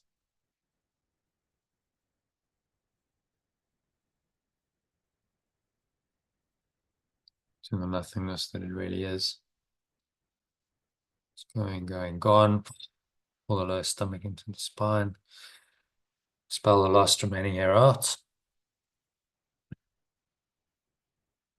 And just rest in this peace and stillness.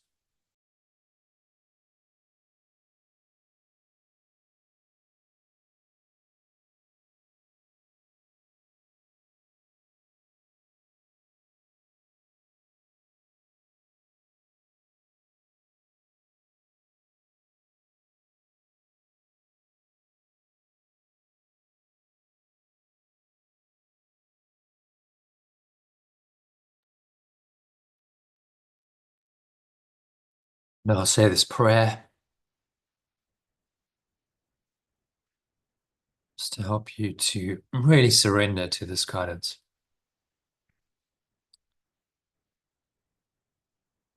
So, Father, or my source, your ways is what I choose today.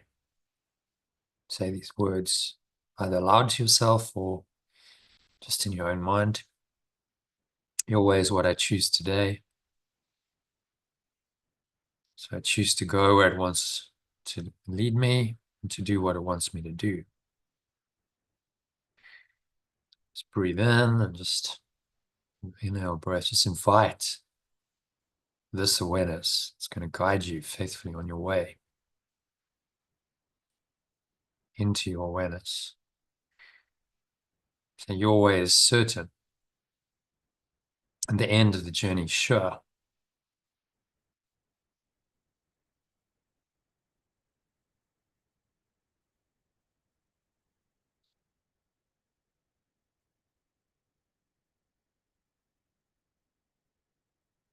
The memory of you awaits me there. And all my sorrows end in your embrace, which you have promised to your extension. You thought mistakenly that it had wandered from the sure protection of your loving awareness. On exhale, have a sense of just releasing all these sorrows, the cares, the worries, the fears, anxiety, depression, sadness, sickness, death, anger, frustration, and anything else. You just blow it out like a dark cloud or black smoke, leaving you, it's leaving your body, your mind, your energy system once and for all. You leave it behind. You're leaving it behind with the old year. So you got a few hours to go. So you just blow it all away with the breeze of your breath to the nothingness that it really is.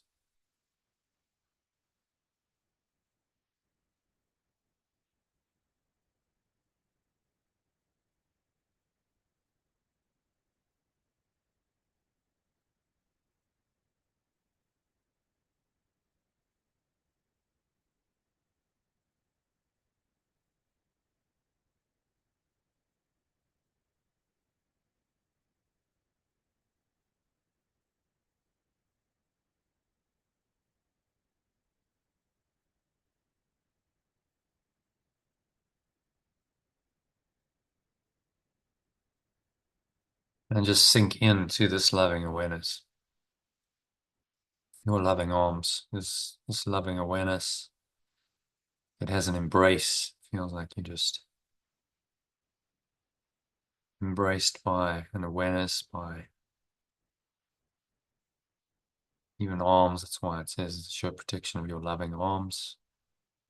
Just surrender to that embrace. There's no psychological resistance to it anymore. Just let go and let God is another way of saying it. Surrender to its loving embrace.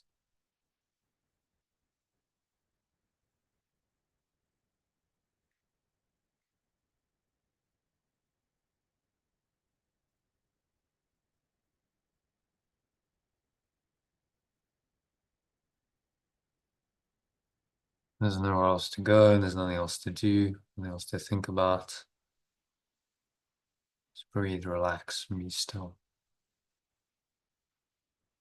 In this loving embrace, this loving awareness, just experience it, enjoy it.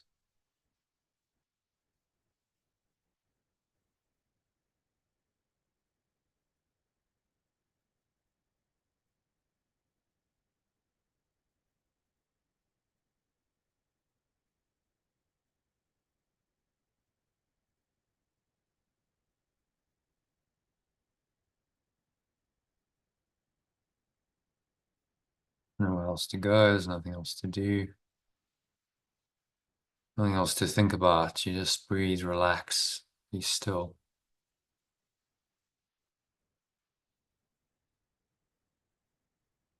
Surrender to this loving awareness.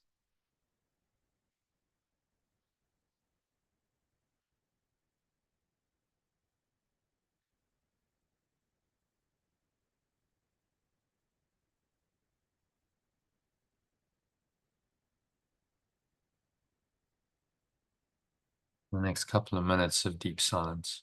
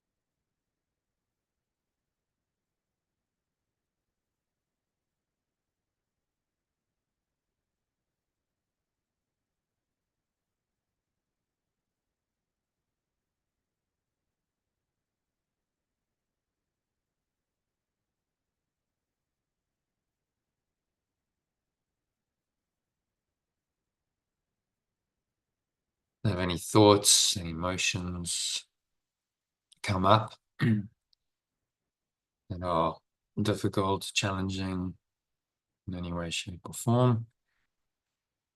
Just breathe into them and ask for guidance. Follow the way I'm guided to follow. And so there is absolute certainty that I will ultimately awaken. Guidance is showing me flawlessly, faultlessly how to follow the way, find the way home to my true awareness. This is my destiny. This is my special place or function to fill a role for me alone. Awakening waits until I accept this part is what I choose to do. And then just exhale and blow out any negativity. So that's fear, frustration, anger, rage, jealousy, sin, guilt, attack thoughts, depression, sadness, and anything else that's shadow over the true awareness, which is the light that you are. Just blow it all out with the breeze of your breath. It's going into the nothingness that it really is. It's going, gone from the stomach into the spine. Spinal last remaining air out.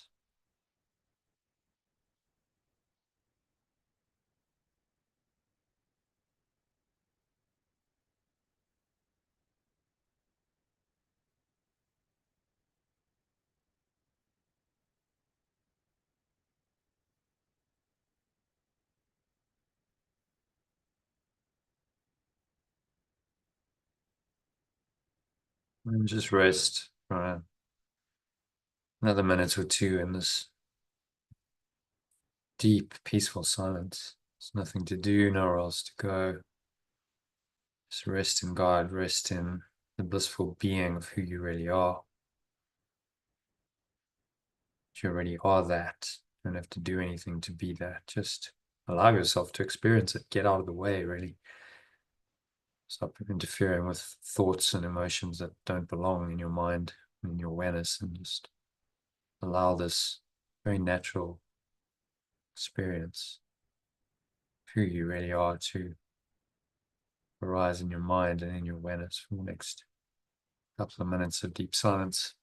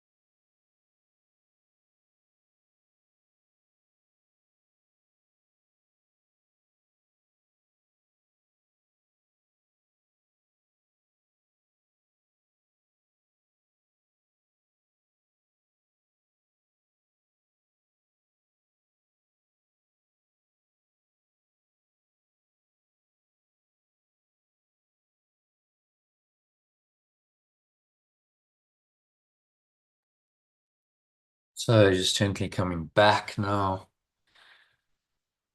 Just notice, note any guidance that you got. Maybe there were some thoughts about situations in your life could help you, or maybe not. Maybe it was just a peaceful feeling. But pay attention to what happens in the next 24 hours or so, because if you've asked for guidance, sometimes it only comes later at unexpected moments. Remember, once I got guidance about a problem I was trying to solve, really wrestling with while I was chopping vegetables for a salad. So it can happen at any point. So just be aware, be awake. The inspired ideas to come. Now it's time to come back from this deep state into an awareness of your body and your breath, senses in the world. And on the count of 3, open your eyes. So 1, just breathe in again. Notice how the stomach rises and the chest rises as you do that. Notice the subtle flow of air in through the nostrils. Just pause at the top of the inhale. Smile. Scan your mind.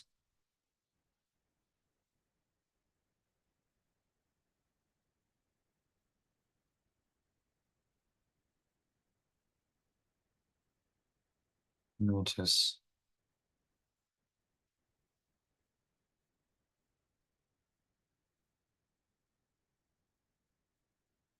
your thoughts and emotions.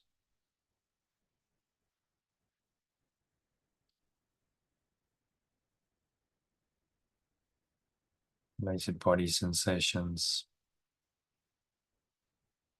Trust that you'll be guided on a path that will help you undo all of them. So follow the way I'm guided to follow. Exhale.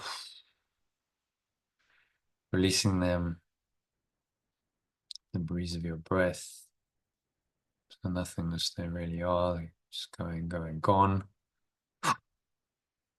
From the stomach into the spine. Expel the last remaining air out.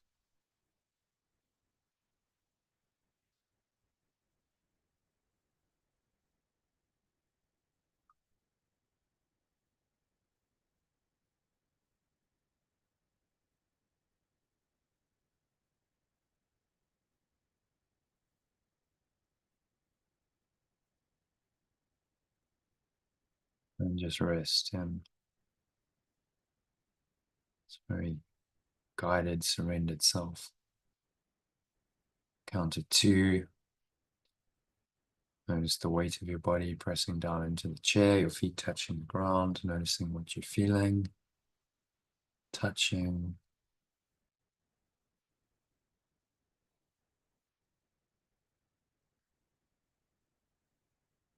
Notice what you're tasting, perhaps smelling as you breathe in again, what you're hearing in the surrounding environment, but with a sense of non-attachment, no judgment of any of it. Just notice without judging. This is non-attached or detached, non-judgmental perception. So you can just remain equanimous, as they say in the Buddhist teaching. You're equanimous to all of the senses. They're going on one level, but on another your mind is unaffected. And you're just feeling very peaceful, very happy, very tranquil. Knowing that everything's okay. Just at peace, you're contented in and as yourself. There's nothing to do, nowhere else to go. Nothing else you can possibly be but who you really are right now. So experience that. Willing to surrender to that, follow the way that this self guides you to follow. That's what the lessons really say. Saying, yeah, follow the way I'm guided to follow, moment by moment. So it is said and so it is done. Now on the count of 3, you're going to open your eyes. So just Have a look around the room, at the various objects in the room. Maybe there's living creatures, pets, or humans. And just observe all of it in this pretty calm, detached, equanimous way. It's actually the inner state that hopefully you experience quite deeply of peace over the last 25 minutes or so is still there. It's not really affected by what you're seeing, what you're perceiving with the body's eyes and the senses. So just connect with that deeper awareness. No matter what you're looking at, notice that awareness is still there. Look at another object. Notice the same awareness. Close your eyes, same awareness. Maybe when your eyes are closed, it's easier to experience it, but you open your eyes again, look at anything else randomly, notice that it's still there, always there. This is the eternal awareness, your eternal being that is always there, that really doesn't change at all. It's not changeable. It's not fluctuating according to thoughts, emotions, and sensations that you experience through body senses. It is, in other words, permanent and eternal.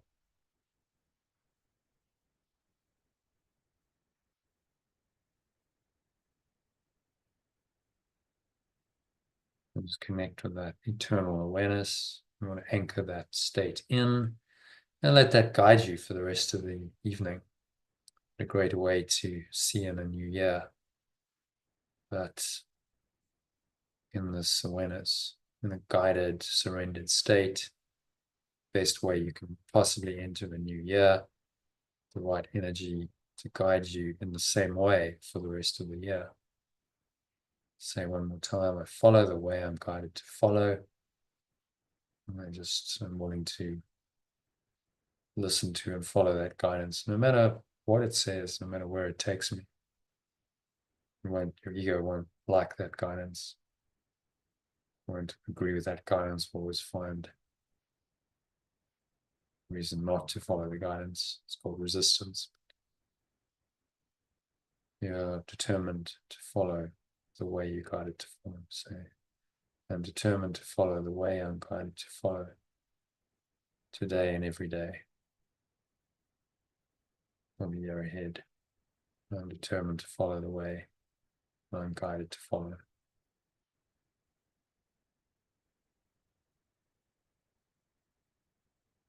And so it is. Amen. So that brings us to the end of the meditation and first part of the session. So thank you, Kim, if you're leaving us. Wishing you a very happy new year. Namaste. Happy New Year. Wishing you a happy New Year.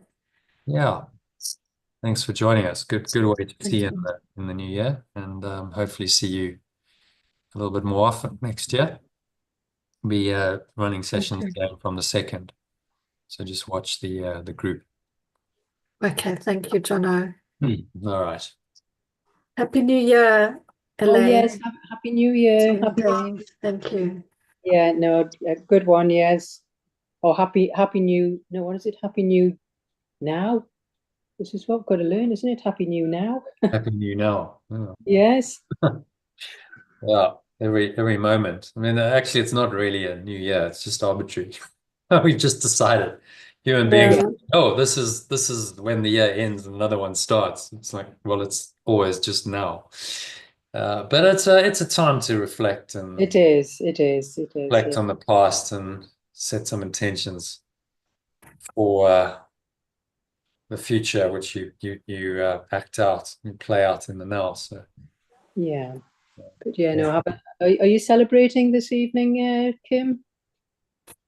No, I'm just at home. Yeah, I don't me even know if too. I'll make it through to midnight. That's Yeah. not it. Well, I mean, we have no choice because there's a party going on already now next door, and there's going on the beach.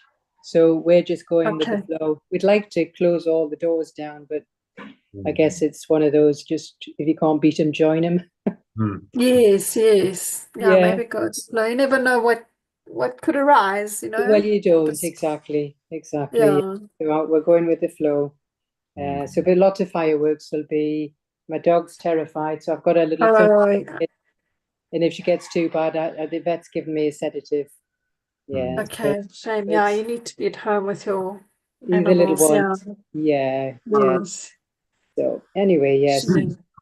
Yeah. Just follow the guidance. Yeah. This Follow is the what guidance. That's what I'll follow the do. guidance. Yeah. Yeah, whatever challenges there will be, you'll get through. Yes. Yeah. Okay. So thank you, Kim. Elaine, are you gonna Thank you. you want to take a short break, Okay. Elaine? Um, Yes. Well, I feed the could do. dogs, Yes. and What then we what can time do you want to resume? well, just say 10 minutes. I'll stay connected if you like, and then we'll just do the we can do the text. Okie doke. See you in Yeah. about 10 minutes. Yeah. Bye, Perfect. Kit. Bye, Kim. Namaste. Okay, Happy Kim. Namaste. New Happy New Year. Year. Happy New Thank Year. you. Thanks. Bye. Soon. Bye. See you next year. Bye. Yes, bye.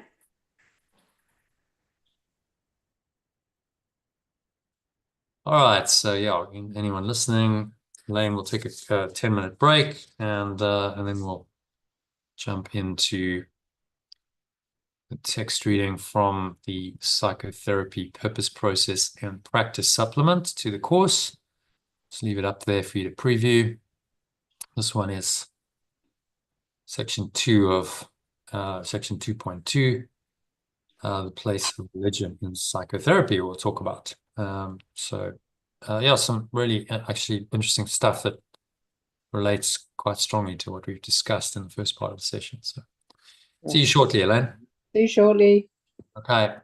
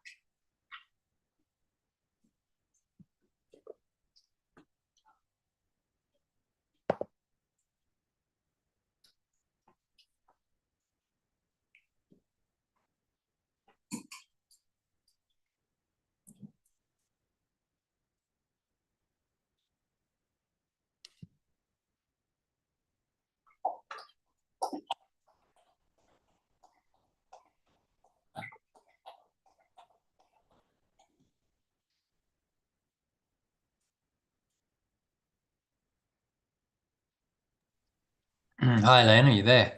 Yes, I was just sending you a message there, but I thought you might have been taking a call or whatever. Yeah. No, Yeah. no problem. Um, so, Yeah, I was just preparing a little bit of food there, so that was handy. yeah, sure. Just give me 2 minutes. I'm just finishing something, and then Yeah, we'll yeah, start. yeah, of course. No problem. What are we doing?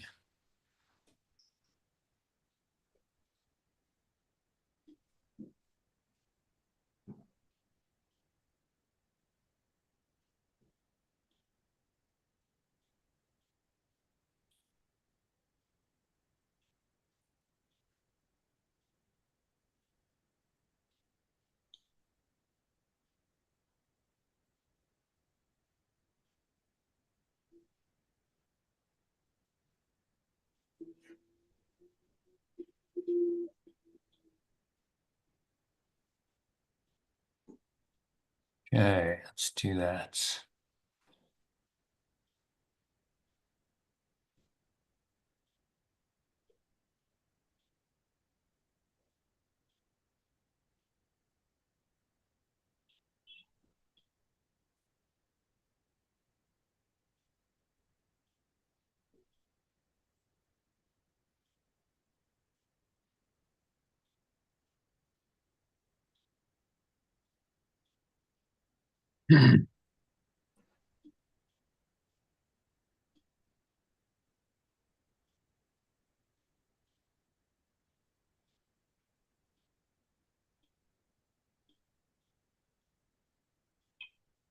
Okay, I'm sorry, I'm just finishing this. No, no rush.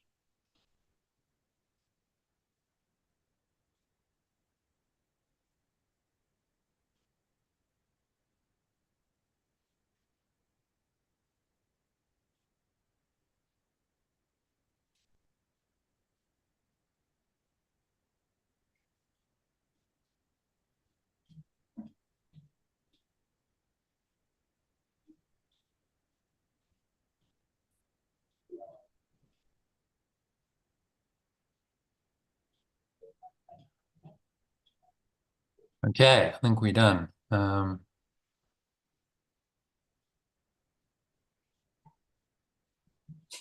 All right.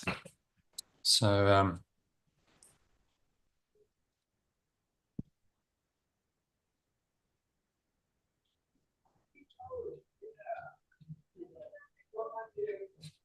Can you hear the party next door, or it's not too loud? no, not really. Oh, that's A okay. bit of background noise there, but It's not, yeah, it's not, yeah, okay. nothing too extreme. Okay, so let us dive into the psychotherapy manual. So, Are you celebrating this evening?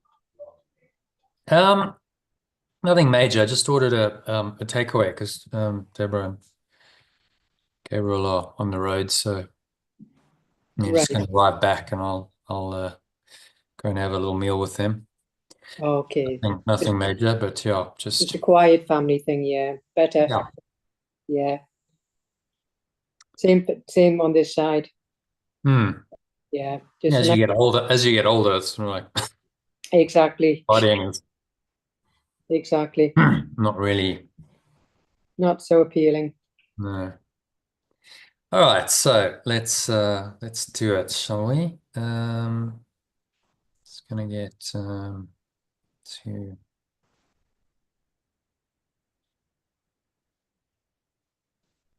okay. So we'll go into that.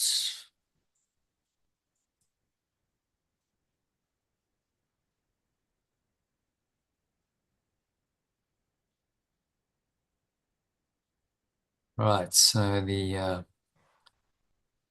psychotherapy purpose, process, and practice supplement to A Course in Miracles. We're going to dive into section 2.2 of that, which is called the place of religion in psychotherapy. So here we go. Share my screen.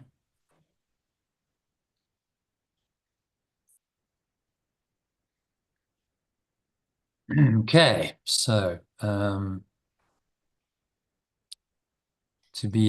want to start it off? You read the original. No, I'll read the original. You read the alternative. Should we do it that way?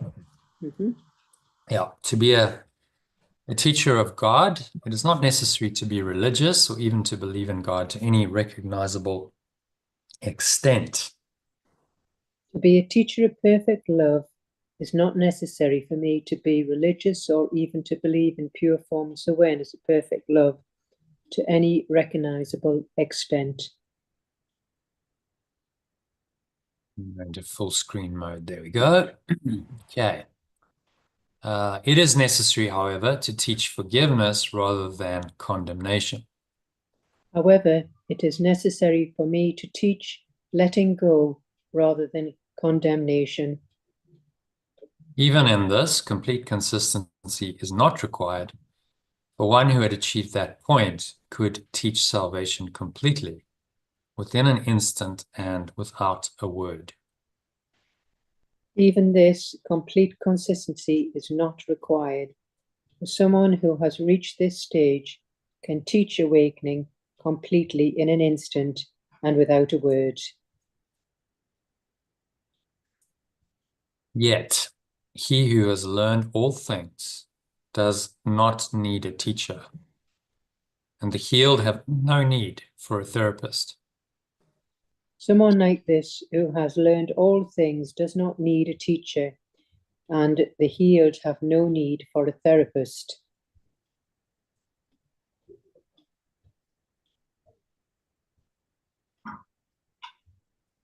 Relationships are still the temple of the Holy Spirit, and they will be made perfect in time and restored to eternity. Relationships are still a school where the remembrance of perfect love can be remembered, and they will be made perfect in time and restored to eternity. On the top, to be a teacher of perfect love, it is not necessary for me to be religious or even to believe in pure formless awareness of perfect love to any recognizable extent. However, it is necessary for me to teach letting go rather than condemnation. Even in this, complete consistency is not required, for someone who has reached this stage can teach awakening completely in an instant and without a word. Someone like this who has learned all things does not need a teacher, and the healed have no need for a therapist. Relationships are still a school. Is that what it says? Yeah, still a school. Yeah. School where the remembrance of perfect love can be remembered, and they will be made perfect in time and restored to eternity. So it's just saying that to be a teacher of perfect love, you don't have to be religious or even believe in the pure formless awareness to any recognizable extent, but it is necessary to teach letting go rather than condemnation. Even the complete consistency is not required at this stage. And the saying can teach awakening completely in an instant without a word. Yeah, so that's interesting. If you look at some of the enlightened beings who've graced the planet with their presence, many people who have experienced their presence say that it's just, they don't have to say anything. It's just a presence that's so deeply peaceful, so powerfully loving, so transformational, that just by a look, just by sitting in their presence, the person is transformed. Their immediate state doesn't mean that they suddenly become enlightened necessarily, but in that moment, their state is transformed and they are transported into that similar state of mind, a very deeply peaceful, highly aware state. So that's supported. What he's saying is supported by people's experience of gurus and sages and so on, mystics through the ages. So Ramana Maharshi is a practical example of that. He was probably as enlightened as anyone gets. And he would just sit in silence, and he wouldn't say very much. He just said silence is the best teacher. And people would just sit in the silent meditation with him.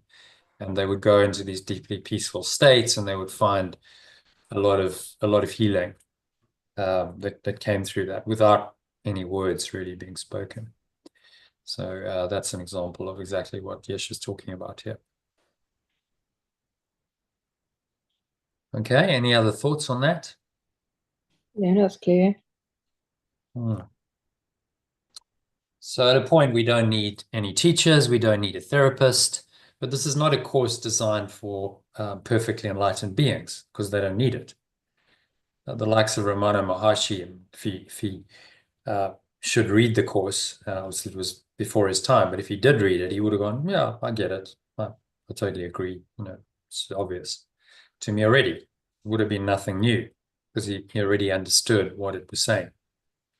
But it's for the people who need it, who need to acquire that understanding, and to let go of a lot of the false understanding of the ego.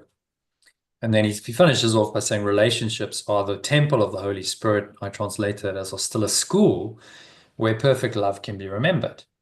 You remember perfect love in relationships by letting go of that which is not perfect love. They will be made perfect in time and restored to eternity. So all relationships will end up in this eternal pure formless awareness of perfect love. That's one awareness. That's the destiny of every human relationship, and every other relationship. You have relationships with animals, and animals have relationships with each other. All of them are destined to end in this eternal awareness, and it just takes time for that to happen and unfold, which is what the whole process of at-one-ment is about. It's what the hero's journey is about. It's why we study this course and why we practice it. So that process unfolds for us in the quickest way possible. Okay, so let's go on to number 2 then.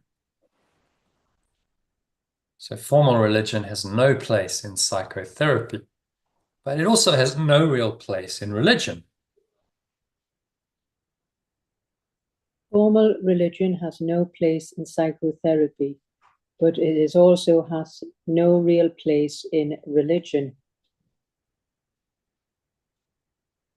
Yeah, I don't think there's anything much to translate here, right? So just read it in the alternative. It's basically the same. Yeah. So in this world, there is an astonishing tendency to join contradictory words into one term without perceiving the contradiction at all. The attempt to formalize religion is so obvious. The belief in separation's attempt to reconcile the irreconcilable that it hardly requires elaboration here. Religion is experience. Psychotherapy is experience. At the highest levels, they become one. Neither is truth itself, but both can lead to truth. What can be necessary to find truth, which remains perfectly obvious, except to remove the seemingly obstacles to true awareness? It's just saying the formal religion's got no place in psychotherapy. It's saying in the world it's contradictory words. So I don't know what that means, that number 2. So to attempt to formalize religion is so obvious in the belief in separation. So it's reconciling the irreconcilable. Astonishing tendency to join contradictory words into one term without perceiving the contradiction at all. So we tend to do this in these formal structures.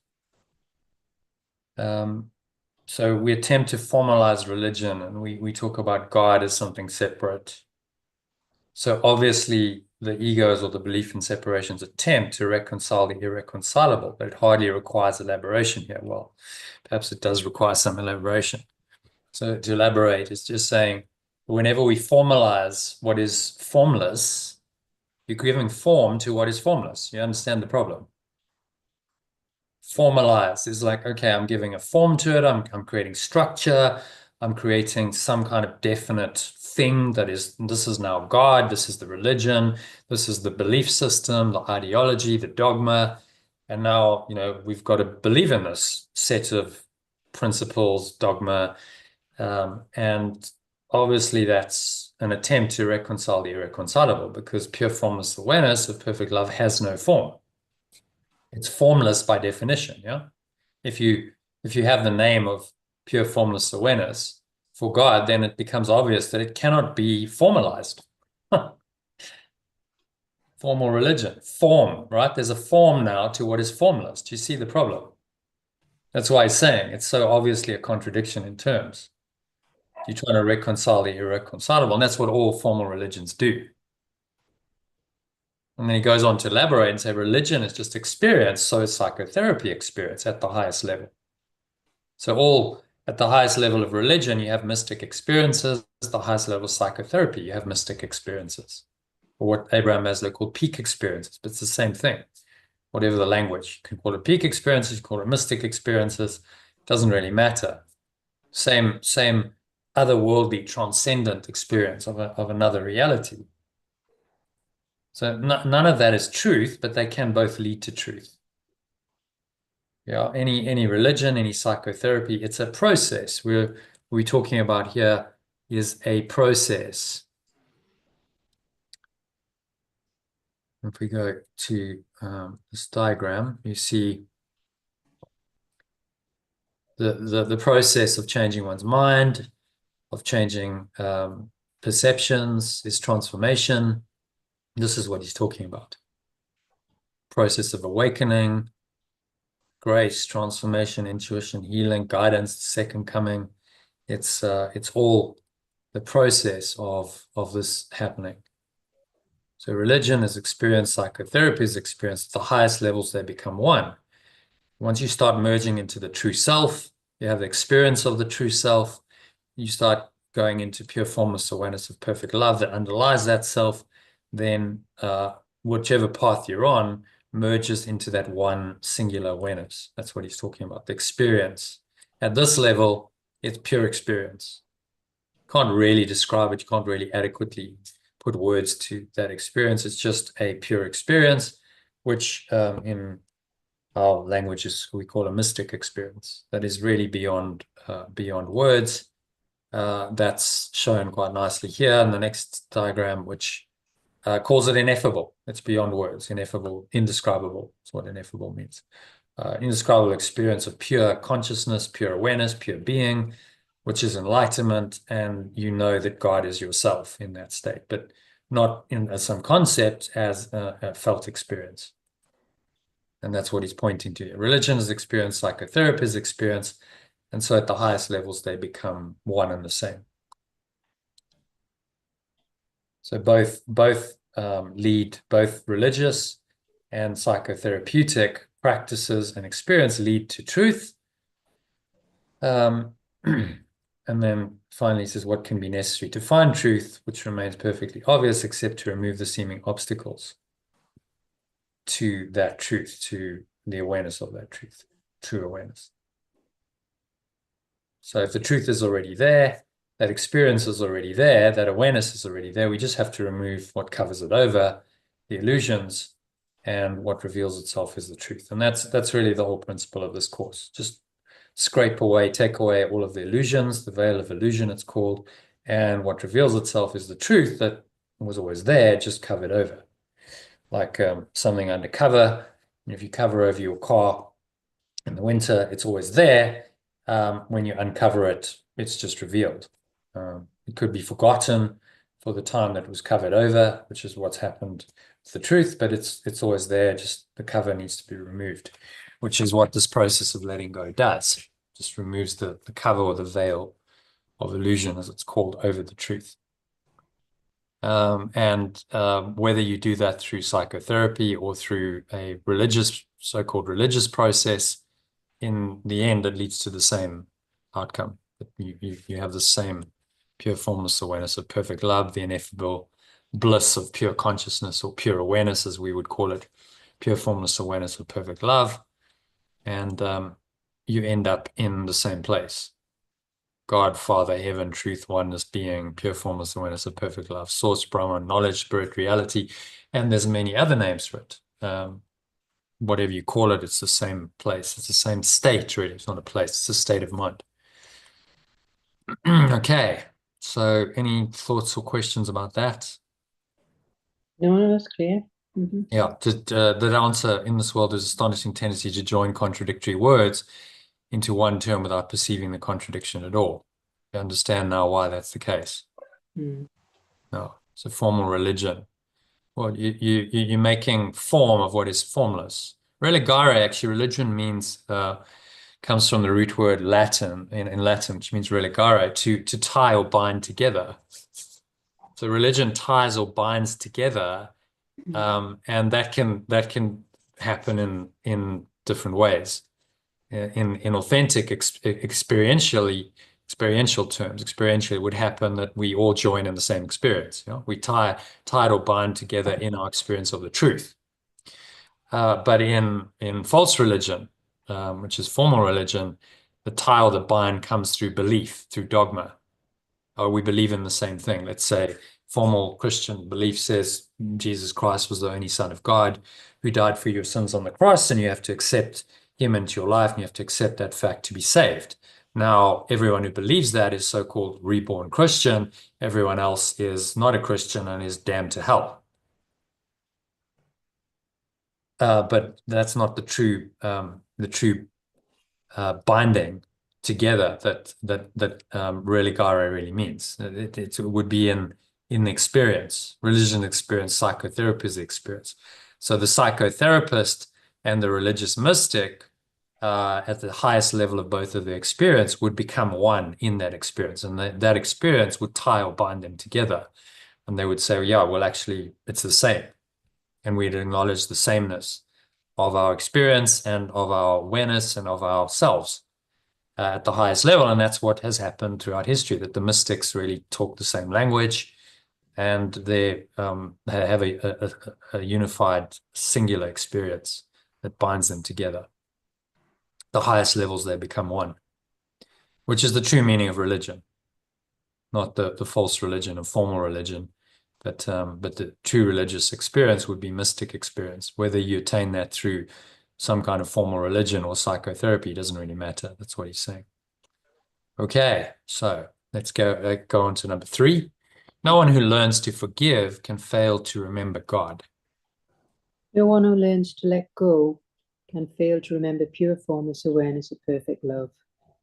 Forgiveness, then, is all that need be taught, because it is all that need be learned.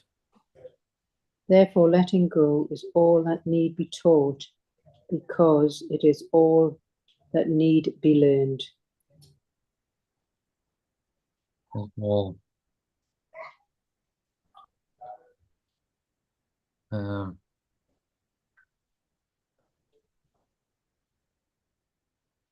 Let's make that all that I need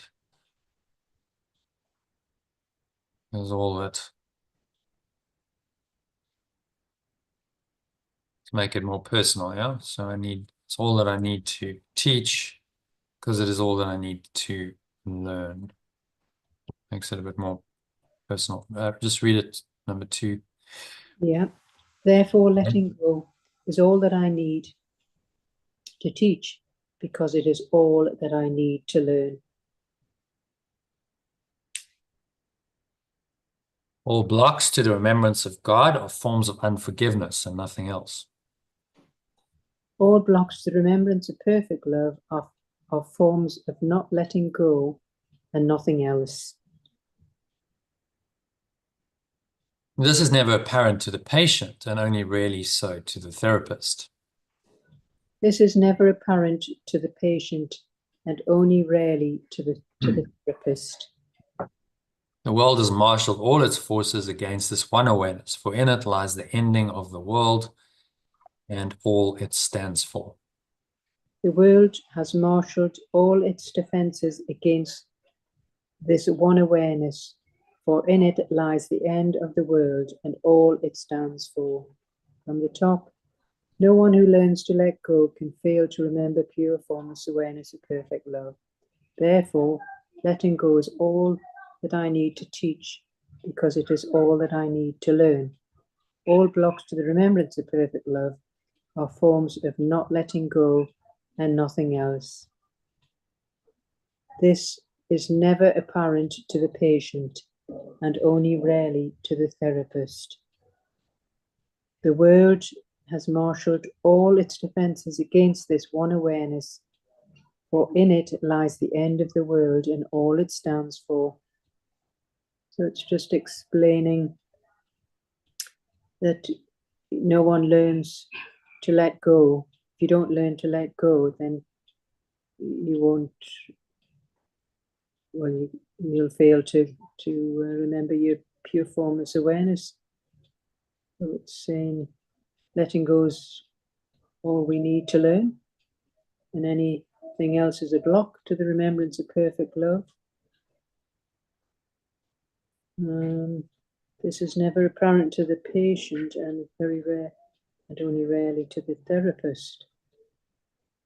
It's just saying the world's just covered in these defenses against this one awareness, because this will be the end of the world for all it stands for anyway. Not the end of the world, but yeah, the way we carry on. Yeah. So, and this is often not apparent to the therapist either. That all these blocks are just blocks to the awareness of love. So take a therapist as esteemed as Freud. I don't think he really understood that. If you look at his theories. He was an atheist, actually. He didn't believe in God overtly. But clearly didn't understand that there is this higher awareness that all the psychological problems that he found were just blocking. Those were blocks to the awareness. Sorry, did you say Freud? Freud, yeah. Yeah, oh yes, yeah, I read his book. Yeah. And so if you read Freud, there's something missing. I mean, he certainly had some good ideas, and it was the foundation for psychotherapy. But some were a bit sort of, yeah, some weren't relative. There were some things that were a bit sort of, yeah. I remember reading.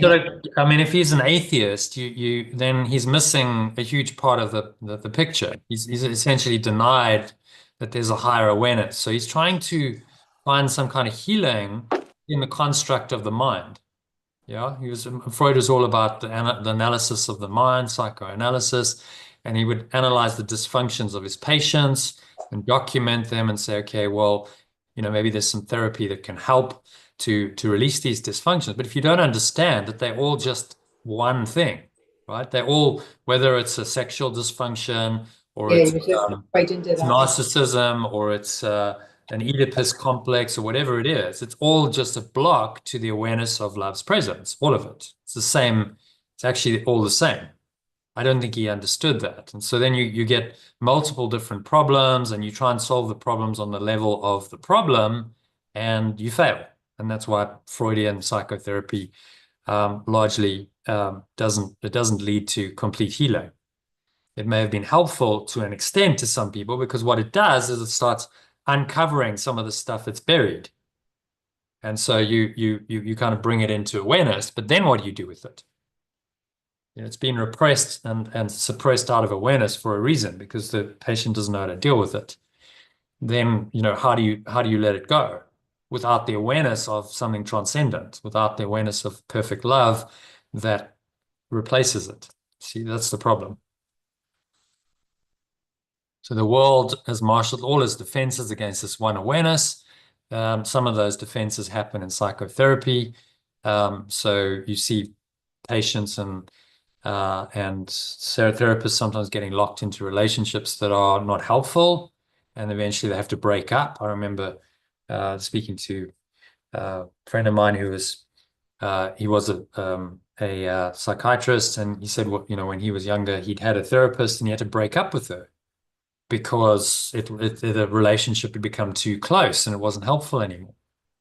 It was affecting his marriage, or I'm not sure he was married at that point, but he had a long-term relationship with a woman, and he became his wife, and the therapist was female, and so it became too special, too close, and so it wasn't helpful. And so a lot of that happens, unfortunately, in psychotherapy. I remember my sister going to psychotherapy for a couple of years, and then eventually she had to kind of leave the group. She says, it's not helping me anymore.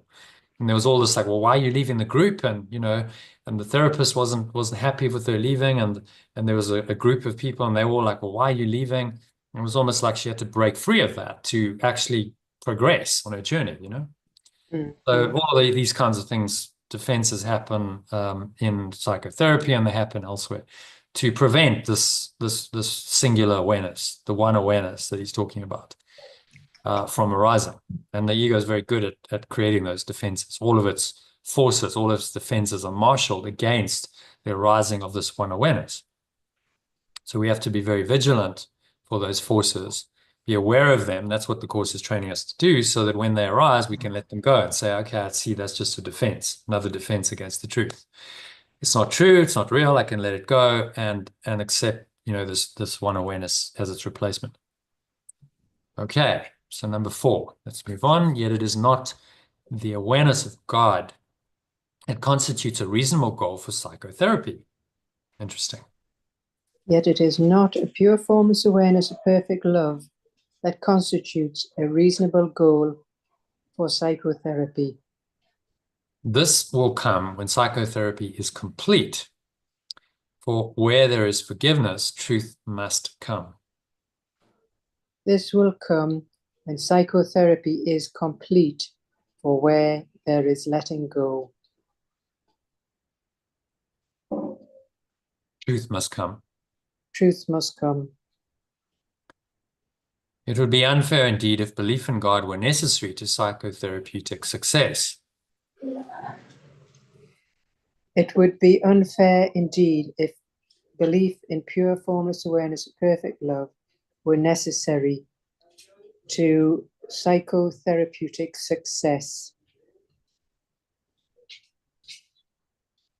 That would indeed be unfair. Now, nor is belief in God a really meaningful concept, for God can be but known. Nor is belief in pure formless awareness of perfect love a really meaningful concept, for pure formless awareness of perfect love can only be, is that known? Known. Yeah, known. Through experience. Yeah. So when he says known, it's experience he's talking about. You know it through your own experience. Yeah. Which is what all the mystics have done. You don't know it theoretically, intellectually, dogmatically. It's a pure experience.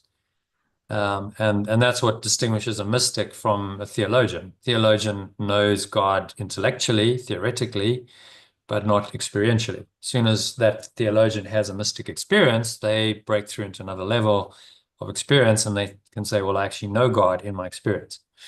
Interestingly, Carl Jung, who's possibly the most enlightened psychotherapist, end of his life was asked, do you believe in God? Yes.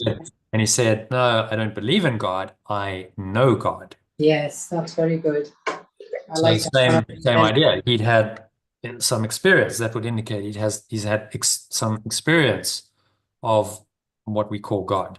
Yeah. And that again reinforces the idea that at the highest level, whether you do it through psychotherapy or religion, it's the same. Religion is experience, psychotherapy is experience. They lead to the same experience. So a mystic asked that same question would have said something very similar, wouldn't they?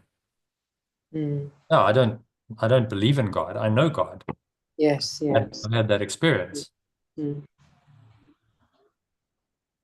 Yeah. Okay, so where are we through experience? Belief. So belief implies that unbelief is possible, but knowledge of God has no true opposite.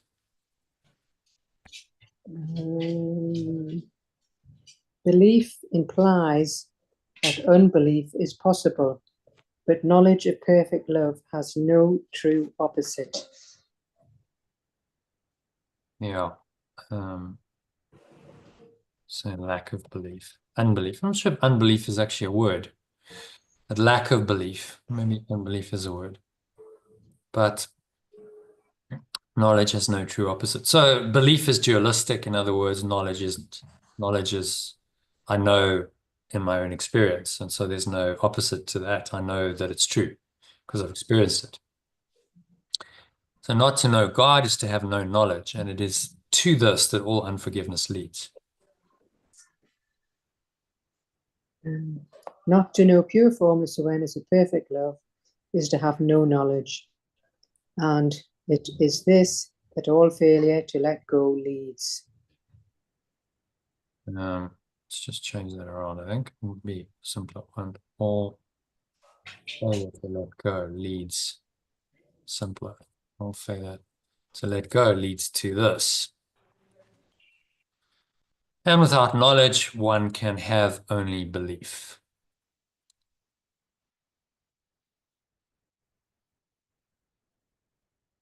Number 7, Elaine, you're muted, just so you know. Sorry, it was just, yeah, it was just Steve. Yeah, so from the top. No, just read number 7. Oh, yeah. From the top. And without knowledge, I can only have belief. Right, Yeah. so from the top, yet it is not pure formless awareness of perfect love that constitutes a reasonable goal for psychotherapy. This will come when psychotherapy is complete, for where there is letting go, truth must come.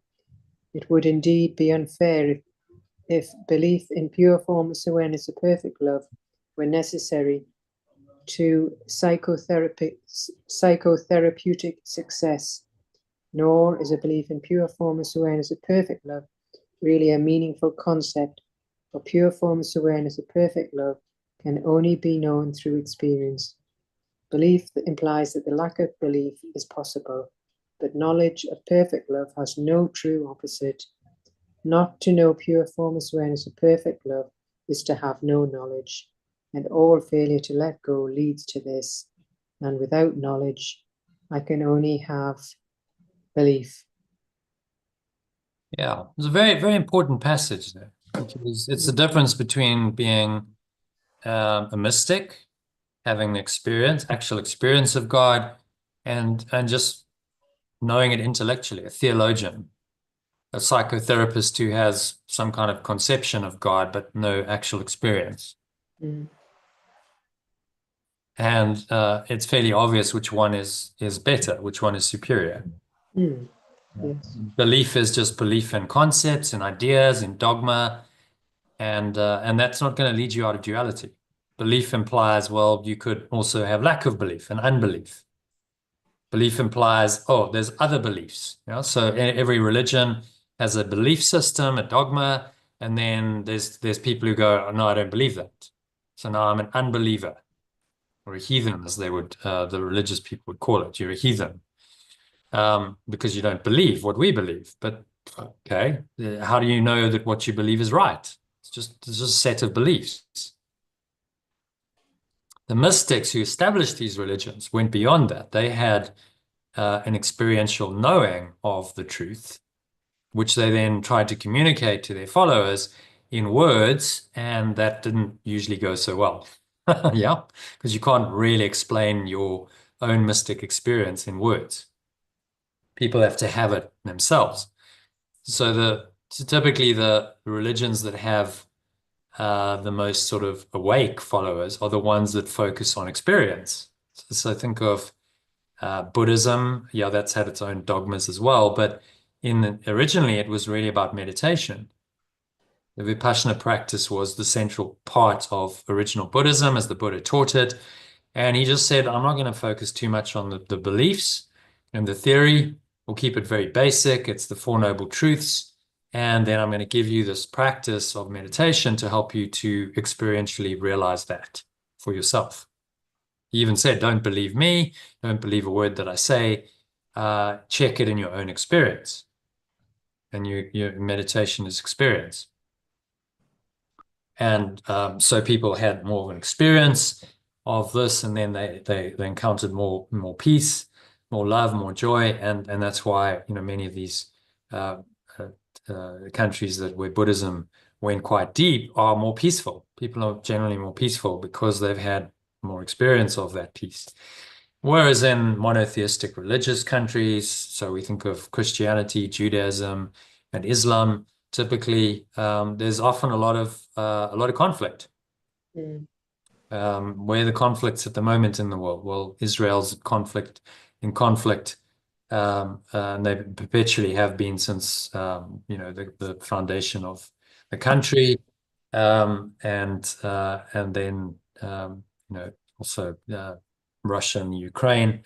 That's more of a political conflict, but nevertheless, you don't see that many wars happening in Buddhist countries, do you? No. Because the people just don't want to fight.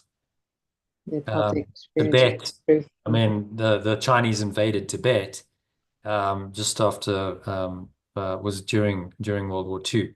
But the Tibetans just really weren't warlike people, so there wasn't really no fight. The Chinese just took over and did it. Because the whole culture was not geared up for conflict, it was geared up for peace. And obviously the Chinese took advantage of that. So it's belief is not the same as knowledge, really what it's saying. And that's a very important distinction to make, and one that you must increasingly make as you progress, that it's more about your own experience than about a dogma and a theory. You get course students who are very theoretical, and they can tell you intellectually what it's saying, but to actually experience it is another level of understanding. And we all start somewhere. I'm not saying that's wrong to start with intellectual understanding. You got to begin somewhere, and he knows that. That's why the course is the path for intellectuals, as Helen Schuckman said. But to go beyond belief to experience is the path. And in fact, she never did that. She had a belief but she didn't really believe. She was very conflicted. She was like, well, on some level, I know it's true, but I can't really accept it. If I can't accept it even as a belief, then how am I going to experience it as a felt experience of knowing the truth? She didn't, even though she was the scribe of it. She was just her part was to write it down, and then for the rest of us to hopefully go further than she did. I don't think she went particularly far in her own spiritual journey that life. She had too much intellect, too much belief, too much dogma going on in her mind. She was an atheist when she started, to break through and say, okay, now I've got to totally undo that and reverse that, and suddenly believe and not just believe, but know that this is true, as Carl Jung said. There were too many obstacles in her own mind for that to happen. So that's quite humbling. The scribe who had direct access to this from Yeshua himself speaking to her didn't really get it. That's a torment. Yeah. Well, I mean, she said, my torment is that I don't believe in my own life's work. How's that for a conflict of note? I know it's my life's work. I know this is my special function, and yet I don't believe in it. Massive internal conflict, and unsurprisingly, she died of cancer. Internal conflict, couldn't resolve it. Well, that leads to illness. Anyway, that was her particular experience and journey, and no doubt she has come back, according to Gary Renard. He's found her, but well, I don't know. The jury's out on that one. Who knows? But let's carry on. Number 5. Yeah. So different teaching aids appeal to different people.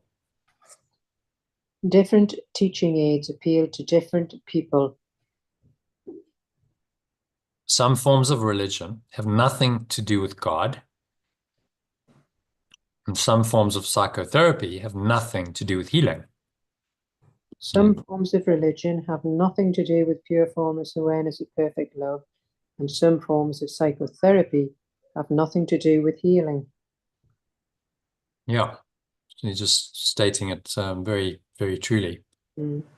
Yet if pupil and teacher join in sharing one goal, God will enter into their relationship because he has been invited to come in.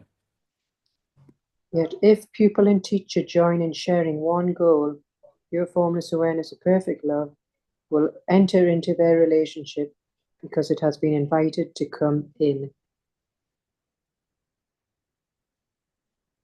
In the same way, a union of purpose between patient and therapist restores the place of God to ascendance, first through Christ's vision, and then through the memory of God himself. In the same way, a union of purpose between patient and therapist restores pure formless awareness of perfect love to its rightful place as the only goal of both patient and therapist, first through my true self's perception, and then through the memory of perfect love itself. The process of psychotherapy is the return to sanity. The process of psychotherapy is the return to sanity. Teacher and pupil, therapist and patient are all insane or they would not be here. He's telling us, right? Teacher and pupil, therapist and patient are all insane or they would not be here. Together they can find a pathway out, for no one will find sanity alone. But they can find pathway out together, for no one here will find sanity alone. From the top, different teaching aids appeal to different people. Some forms of religion have nothing to do with pure formless awareness of perfect love, and some forms of psychotherapy have nothing to do with healing. Yet if pupil and teacher join in sharing one goal, pure formless awareness of perfect love will enter into their relationship because it has been invited to come in. In the same way, a union of purpose between patient and therapist restores pure formless awareness of perfect love to its rightful place as the only goal of both patient and therapist, first through my true self's perception and then through the memory of perfect love itself. The process of psychotherapy is the return to sanity. Teacher and pupil, therapist and patient are all insane or they would not be here, but they can find a pathway out of madness together, for no one here will find sanity alone. Well, so it's just saying different teachers aids appeal to different people, just different paths, I suppose. So it's just saying that some forms of religion have nothing to do with this pure formless awareness, and then there's some psychotherapy have nothing to do with healing. Yeah, and we see that. That's evident in the world. There's many. I mean, some of these really hardcore religious fundamentalists in Islam, Christianity, just like nutcases, just want to go and kill people, blow buildings up, and terrorize. That's got nothing to do with God at all. No. Total delusion. So that's what he's talking about, and the same with psychotherapy. Some psychotherapeutic approaches don't really help. People can go round and round in them for years, not really get any benefit, spend a lot of money, and not heal, and that's also been known to happen. So you just need to be a bit vigilant for those forms that are not helpful. If you have a guide like Yeshua, you have a Course in Miracles, if you hold anything up to this as the ultimate standard, you'll find that it gives you the guidance. It's like, okay, well, if it fundamentally disagrees with the course, then it's going to be wrong. It's going to be false. And you'll find that you'll find that the religious fundamentalists and maybe people who, like psychotherapeutic, really into the mind, maybe into Freud, they will often reject this course and they'll say, no, this is all spurious, or it's false, it's the devil's work, or it's it's in some way wrong. Because if they accepted it, then they have to deny their current belief system, don't they? Mm. So they have to then deny it in order to maintain the belief in what they currently believe in.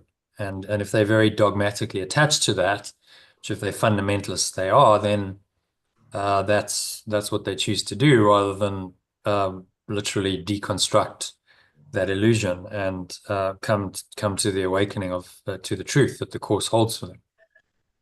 So if people are really violently anti-course, and you look at their belief system, you'll see exactly this. The form of religion or psychotherapy that they believe in, or science. That's another one. Scientific materialism. They have a very fixed dogmatic view of the world, and they're not open to changing that. And so they have to not just deny, but they actually have to attack other forms, like say the course, in order to justify their belief system. So just take it from whence it comes. If people are really having a go at the course, that doesn't mean the course is wrong. That says more about them than it does about the course. And then you have to say, well, have you even read it?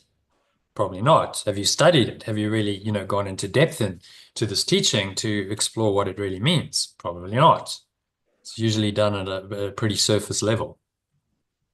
I remember, exactly this. A couple came from way out in the sticks, the East Rand in Johannesburg. So that not particularly associated with, enlightenment and, higher consciousness, that side of the world.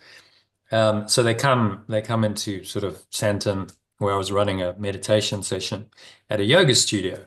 And so, you can see the woman is like really skeptical of all of this.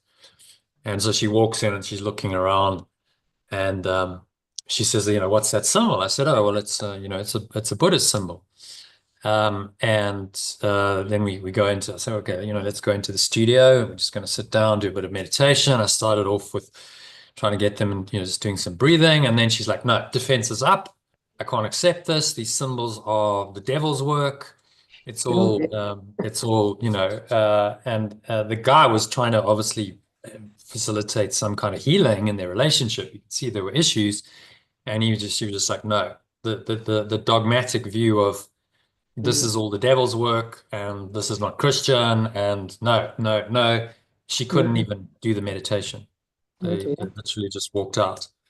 Got there, driven half an hour, 40 minutes across town, got there 10 minutes, saw the symbols that obviously triggered her ego defenses, and went, no, sorry, can't do it.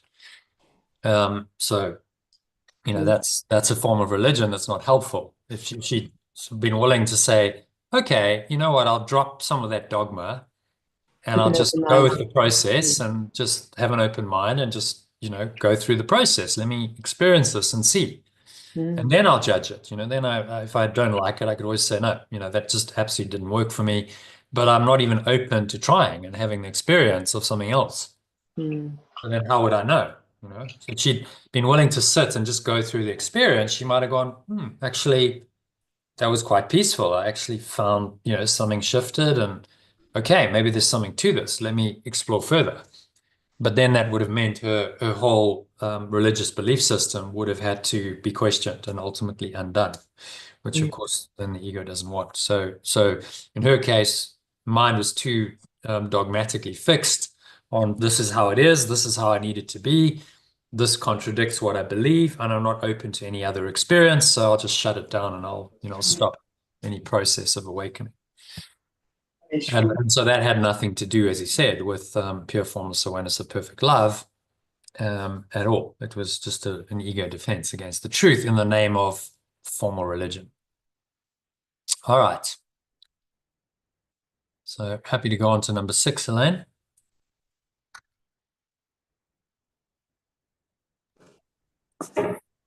All right. So if healing is an invitation to God to enter into his kingdom, what difference does it make how the invitation is written?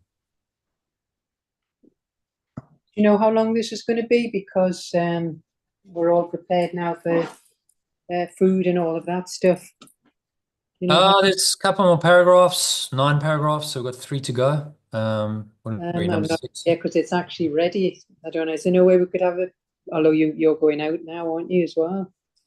Yeah, I was going to go just to see my family. So we can speed it up if you want and just read the alternative.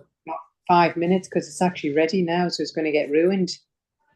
It's a Right. special dish, yeah, so I've literally only got 5 minutes, or else it's just going to get ruined. Yeah. Okay.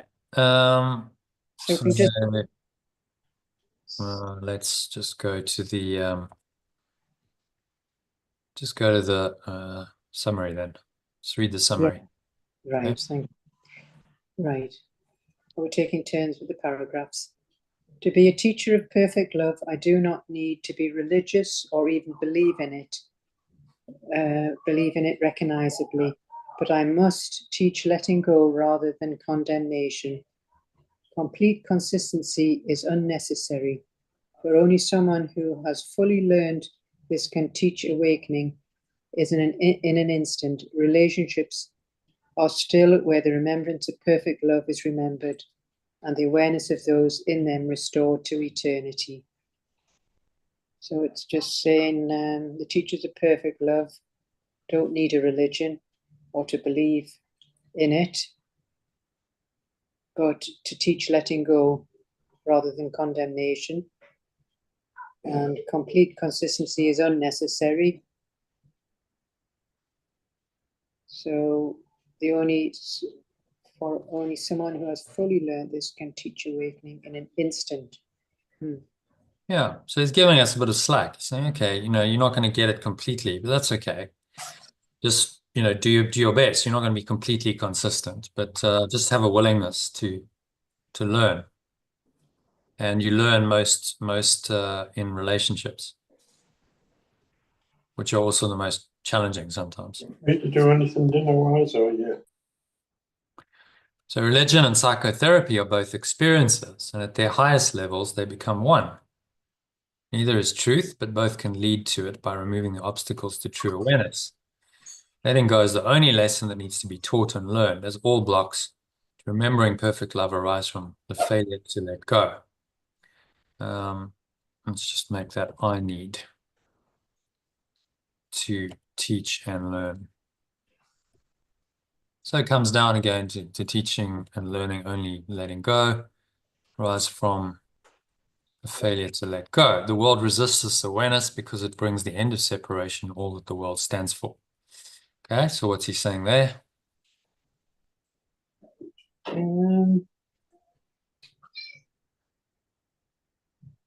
Well, it's just saying that religion and psychotherapy are both experiences at their highest levels. They can become one, but neither is truth. So they're all a process that, whether you use psychotherapy or whether you use some kind of religious practice, it's all about letting go of the blocks to the awareness of love's presence, however you do it. And it all ends up in the same awareness. And of course, the ego resists that awareness greatly because that awareness brings the end of it and its entire world. That's what's at stake. Separate self and the entire world it's constructed. All right, next one. Psychotherapy does not require belief. Psychotherapy does not require belief in perfect love, as pure formless awareness can only be known through experience. Belief implies the possibility of unbelief, but knowledge of perfect love has no true opposite. Without knowledge, I can only have belief, which stems from failing to fully let go. just saying psychotherapy doesn't require belief in perfect love or pure formless awareness. It can only be known through experience. Going beyond. This is a course about going beyond belief, ultimately, to the experience, and he's preparing your mind for that experience through the teachings, through the practices. So we start off with belief. You won't probably go into experience straight away, but when you're ready, that experience will come, and you just got to trust that process.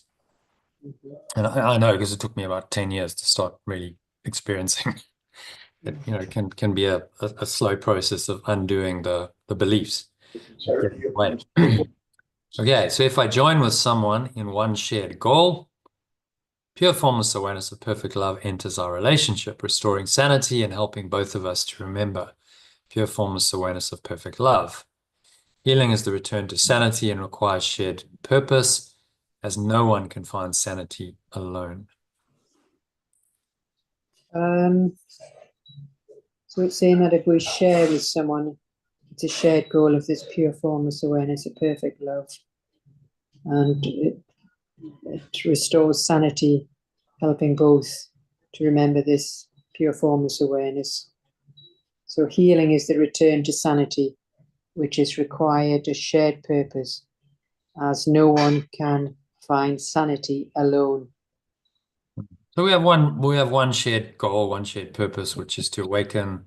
Once you realize that, then there's a commonality. It's like, okay, everyone shares that purpose. Well, no matter what they have experienced, their life experiences, their current belief system might be very different.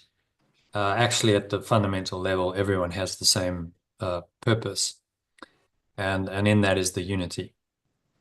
All right, then last one, and then just a key message. So you read the key message, I'll read this. Whether teaching or healing, I must share one goal fully with another to transcend the limits imposed by the belief in separation. As true communion is impossible to experience alone, I must recognize that everyone's needs are my own, and meeting them as one reveals their unity. Therefore, true religion and psychotherapy serve the same purpose, the awakening to pure formless awareness of perfect love. So it's just talking about teaching or healing. We must share the one goal fully with another to transcend the limits. But yeah, but you found your experience alone, didn't you? When you'd been after your meditation course. Yeah, well, not really, because I'd been in group meditations for hours and hours. So I was on a shared experience. It was done with the help of other people. Right, yeah. Meditating with other people. It was facilitated by an Yeah. organization that put the whole thing together. I couldn't have done it on my own. There were other people. Yeah, got you, yes. involved. Yeah, sorry, I was In that moment, in that moment of in that pure formless awareness, everything disappears. But the process of achieving it was very much through other people involved. Yeah, sorry. Which is kind of what he's saying. Yeah. Obviously, at the highest level of experience, there are no people. There's just pure awareness, and you go into that, and the world disappears. But it's what leads to that experience. And he's saying, well, you're not going to do that alone. There are inevitably going to be other people, and your perception of others, so-called others, needs to change in order to facilitate that experience. You still think of them as separate. How are you going to then have a mystic experience of one awareness? Yeah. Very unlikely. Okay, and then just the key message. I'm just going to change, just before you do that, I'm just going to change this final, because that's a really nice encapsulation of the whole thing. Pure religion and psychotherapy serve the same purpose, the awakening to pure formless awareness. Okay, so read that from the top. To teach or heal, I must join with others in a shared purpose. Sorry, I have 2 minutes. Sorry, to teach or heal, I must join with others in a shared purpose of awakening, which is accomplished by the letting go of separation. Awakening or true healing happens only when I choose to let go, which automatically restores a pure formless awareness of perfect love to my awareness. The shared goal of unity in relationships will lead us all home to the remembrance of truth and the return to sanity. Therefore, true religion and psychotherapy serve the same purpose, the awakening to pure formless awareness of perfect love. Yeah. So just thoughts on that to wrap it all up.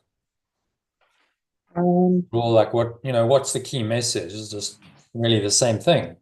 Religion and psychotherapy are the same thing at the highest level, and they lead us home to pure formless awareness of perfect love. Yeah, yeah.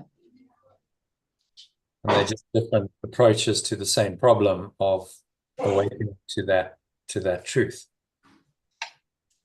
So there isn't really any just it's a different modality, it's a different method, but the ultimate goal and the ultimate outcome are the same. So why then do we focus so much on the differences rather than on the similarity of, okay, it's the same ultimate purpose and the same goal. Mm. And only the ego focuses on the differences. The Holy Spirit just says, well, it's all really the same, whether you do it through psychotherapy or you do it through some kind of religious process, practice, you're going the same direction to the same purpose. So what difference does it make? And then all of that dogma just, melts away. It's like, well, why are we seeing separation when actually there's really unity? And the separation between anything, psychotherapy, between different religions, it all just melts away because it's all the same. It's all leading you in the same direction on the same path back home to pure formless awareness of perfect love. But that's a realization that not everyone has had. You know the story with that organization, which I won't mention here, but I got banned because apparently I'm now studying another religion, and so that's not kosher. It's like, well, it's all the same. It's the same thing. It's just different modalities, different approaches to the same problem of awakening, which is it all ends up in God. So as Yeshua himself says, that the universal experience, universal theology is impossible, but a universal experience is not only possible but necessary. And as the Course is taking you beyond the theological considerations which separate us to the union of true experience. But you can only know that if you've had that experience. That's the problem. If you're still caught up in the dogma of any kind of dogmatic belief, religious dogma, well, psychotherapeutic dogma, it's the same. That's going to block your awareness of ultimate truth. Yeah, so really he's just saying go beyond all that and open to the experience of perfect love, pure formless awareness of perfect love, and listen to the guidance to tie it up with the lesson. If you listen to your guidance coming from the remembrance of that love, you'll be guided to undo all those blocks, whichever path that is for you. It might be through psychotherapy, it might be through some kind of formal or religious teacher. Everyone will find their way home. And no one can, then deny that way. If that's your way and it's guided, then that's how it's meant to happen for you. To deny that or say you shouldn't do that or condemn that is really very arrogant, isn't it? To say, oh, you shouldn't be doing that. Yeah, of course. This way. I mean, like, who are you to say? Who are you? Who are you to say? Of course. If it's really authentic awakening, I mean, if it's obviously inauthentic, then maybe a true spiritual teacher would say, well, look, you maybe want to look at that because it's not serving you. But if they really are going deeply into themselves and letting go, whether that's through psychotherapy or religious practice, who cares? That's their process of letting go of the ego. It's all leading to the same ultimate goal and destination. So it doesn't matter. It doesn't really. Yeah, so that's a summary of it. Sorry you missed 3 paragraphs, but you kind of got those in the last couple of paragraphs of this. So shall we leave it there then? Yeah, yes, yeah. All good, yeah, because we're just doing our New Year's Eve dinner. So yeah, all ready now. So thank you very much for the Zoom session. Really appreciate. Yeah, only a pleasure. So have a good new year. You too, and see And you next week. I'll see you next year. Yeah, I'll do See you one next year. session tomorrow, but probably Thursday. Okay, I'll look for Yeah. on Telegram to see this. Yeah, Yeah. Just watch that for the I time. will do. Yeah, probably afternoon. I would guess. Yeah, that's fine. That's good for I'll me. let you know if that works for you. Yeah, Thursday afternoon. Yeah. Just keep Excellent. it to a couple of hours. All right. Okay. Have a happy new year. You too. Take Bye. care. Namaste. Namaste. Bye for now. All right. So I'm just going to complete the session by reading paragraphs 6 through to 9, which we didn't do with Elaine. She had to go, given that it's New Year's Eve. So if healing is an invitation to God to enter into his kingdom, what difference does it make how the invitation is written? Alternative is, if healing is an invitation to pure formless awareness of perfect love to enter into its state, what difference does it make how the invitation is written? Exactly. Does the paper matter, or the ink, or the pen? Does the ink or the pen, does the paper or the ink or the pen really matter? No. Form of it doesn't matter, in other words. The invitation is what matters. Or is it he who writes that gives the invitation? Or is it the person who writes that gives the invitation? Is that what really matters?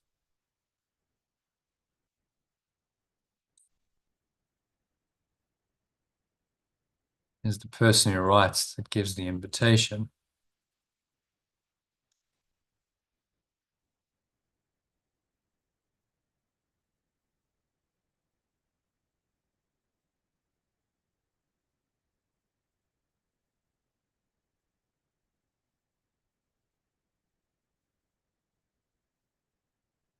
Or is the person who writes and gives the invitation what really matters? Yeah. So that's what really matters, not the form. God comes to those who would restore his world, for they have found a way to call to him. Your formless awareness of perfect love comes to those who want to restore its reality to their awareness, for they have found the way to call to it. If any two are joined, he must be there. If any two are joined, it must be there, this awareness. It does not matter what their purpose is, but they must share it wholly to succeed. It does not matter what their purpose is, but they must share it wholly to succeed. It is impossible to share a goal not blessed by Christ. For what is unseen through his eyes is too fragmented to be meaningful. It is impossible to share a goal not blessed by my true self, for what I cannot perceive through my true self's perception is too fragmented to be meaningful. From the top, if healing is an invitation to pure formless awareness of perfect love to enter into its state, what difference does it make how the invitation is written? Does the paper or the ink or the pen really matter? Or is the person who writes and gives the invitation what really matters? Pure formless awareness of perfect love comes to those who want to restore its reality to their awareness, for they have found the way to call to it. Any two are joined, it must be there. It does not matter what their purpose is, but they must share it wholly to succeed. It is impossible to share a goal not blessed by my true self. For what I cannot perceive through my true self's perception is too fragmented to be meaningful. So what he's really saying here is the form of it doesn't matter. What matters is the invitation, and the pure formless awareness of perfect love will come to those who really want it. They find a way to call to it, and when they join with another, they share this purpose of awakening wholly, then it is impossible to share a goal not blessed by the true self. Anything else is too fragmented to be meaningful. So we attain the oneness of the true self together and as one, and anything else is just fragmented chaos and nonsense.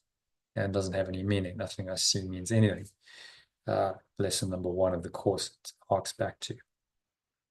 Okay, so as true religion heals, so must true psychotherapy be religious. That's the same in the alternative, but both have many forms because no good teacher uses the same approach, uses one approach to every pupil. No good teacher uses the same approach with every pupil.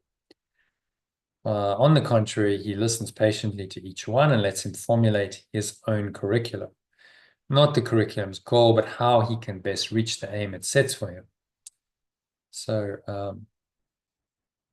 on the contrary, they must listen patiently to each one and let them formulate their own curriculum, not the curriculum's goal, but how they can best reach the goal it sets for them. So it's not the end goal that's in dispute, it's the means, the method. And there are many ways of attaining oneness, many different teachers, teachings, and modalities. Perhaps the teacher does not think of God as part of teaching. Perhaps the teacher does not think pure formless awareness and perfect love is part of teaching. Perhaps the psychotherapist does not understand that healing comes from God. Perhaps the psychotherapist does not understand that healing comes from pure formless awareness and perfect love. They can succeed where many who believe they have found God will fail. Yet they can still succeed where many who believe they have found pure formless awareness and perfect love will fail because of their intent. And so from the top, as true religion heals, so must true psychotherapy be religious. But both have many forms because no good teacher uses the same approach with every pupil. So there are many forms, many ways, many modalities, and actually that's all good. On the contrary, they must listen patiently to each one and let them formulate their own curriculum, not the curriculum's goal, but how they can best reach the goal it sets for them. So the goal is set, that's awakening to pure formless awareness of perfect love, but there are many ways to achieve that. Perhaps the teacher does not think pure formless awareness of perfect love is part of teaching. They might be teaching more of a mind-oriented curriculum. Perhaps the psychotherapist does not understand that healing comes from pure formless awareness of perfect love. So, as we discussed, Freud didn't believe in God, didn't probably understand pure formless awareness of perfect love. Maybe he had glimpses of it, but was really more oriented towards the mind and analyzing various dysfunctions of the mind. Psychoanalysis came to being through his work.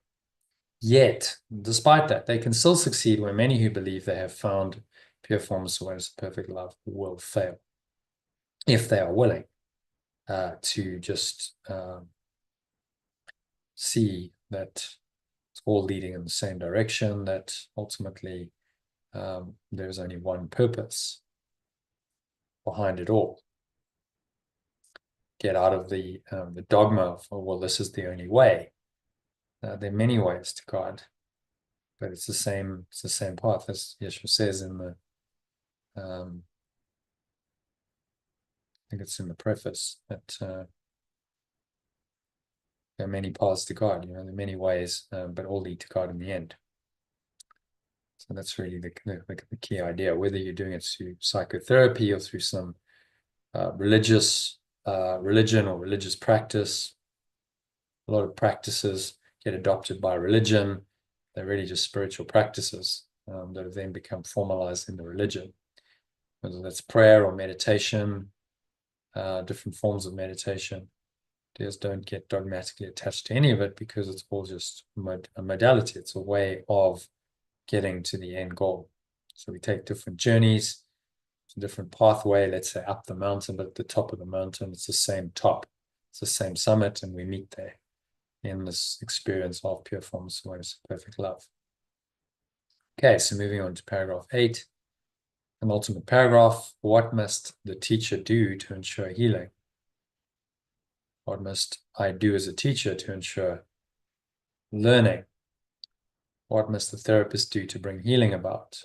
What must I do as a therapist to bring about healing? Only one thing. Same requirement. Salvation asks of everyone. Just one thing, which is the same requirement awakening asks of everyone. Each one must share one goal with someone else, and in so doing, lose all sense of separate interests. One must share one goal with someone else, and in so doing, lose all sense of separate interests. Only by doing this can teacher and pupil, therapist and patient, you and I, accept at one moment and learn to give it as it was received. Only by doing this is it possible for me to transcend the narrow limits the belief in separation will impose upon my self-concept. I think I missed that out in the original. Only by doing this is it possible to transcend the narrow boundaries the ego would impose upon the self. Only by doing this can teacher and pupil, therapist and patient, Yeshua and I, accept at one moment and learn to give it as it was received.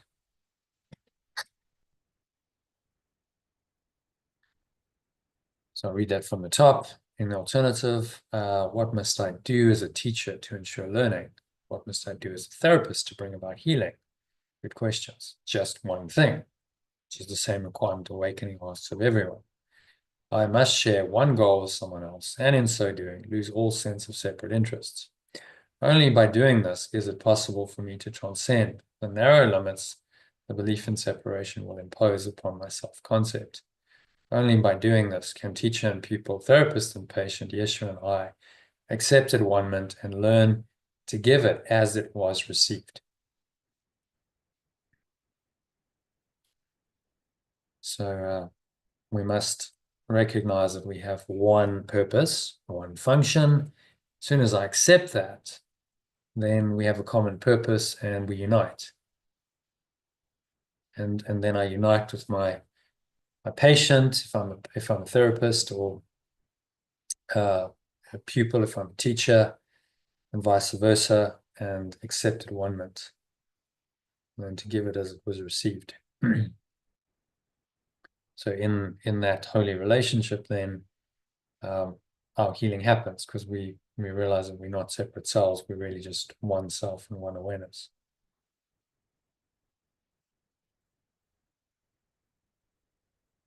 Okay, so that leads us to the last paragraph, number 9. The communion is impossible alone. Communion is impossible alone. An alternative, same thing. No one who stands apart from others, stands apart, can receive Christ's vision. No one who stands apart from others can receive their true self's vision. It is held out to him, but he cannot hold out his hand to receive it. It is held out to me, but I cannot hold out my hand to receive it. Let me be still and recognize, let him be still and recognize his brother's need is his own. Let me be still and recognize everyone's need is my own.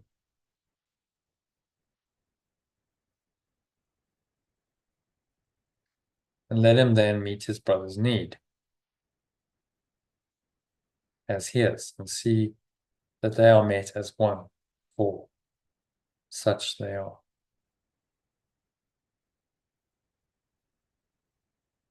And let me then meet my companion's need as mine, and understand that they are met as one,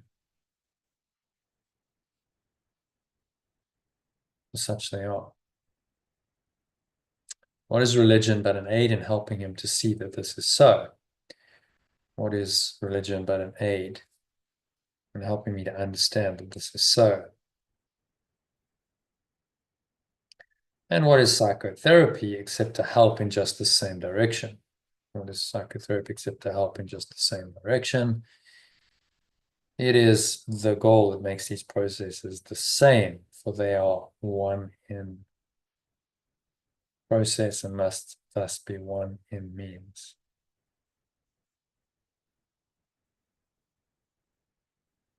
So from the top, in the alternative, communion is impossible alone. No one who stands apart from others can receive their true self's vision. It is held out to me. I cannot hold out my hand to receive it. Let me be still and recognize everyone's need as my own. And let me then meet my companion's need as mine and understand that they are met as one, for such they are. What is religion but an aid in helping me to understand that this is so? And what is psychotherapy except to help in just the same direction? It is the goal that makes these processes the same, for they are one in purpose and must therefore be one in means.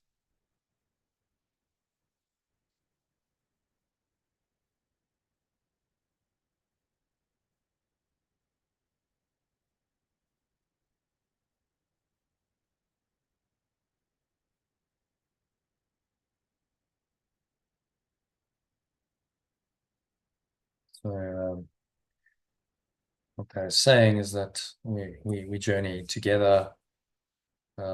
We journey as one to the same goal. That religion and psychotherapy ultimately take us to the same goal, going in the same direction. And the goal makes these processes the same. So whether you call it a religion, whether you call it psychotherapy, it's all leading in the same direction. So it must really be one. It must therefore one in purpose, must therefore be one in means. And means is letting go. Whether you do it through psychotherapy, you do it through religion, you need to let go of your belief in a separate self, your belief in this world.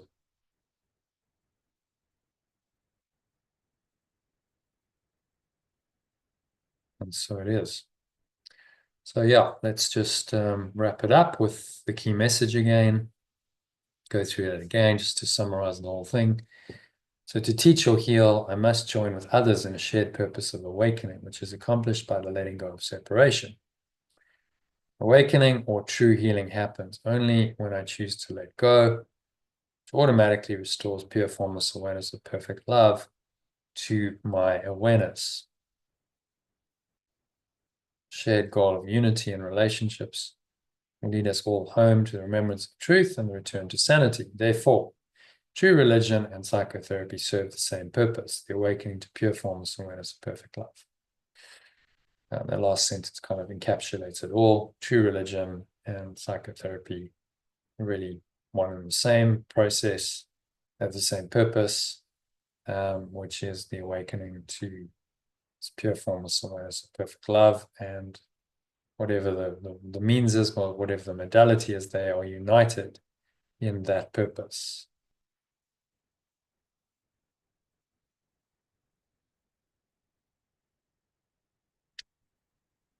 And I'm not sure there's much more to say on that.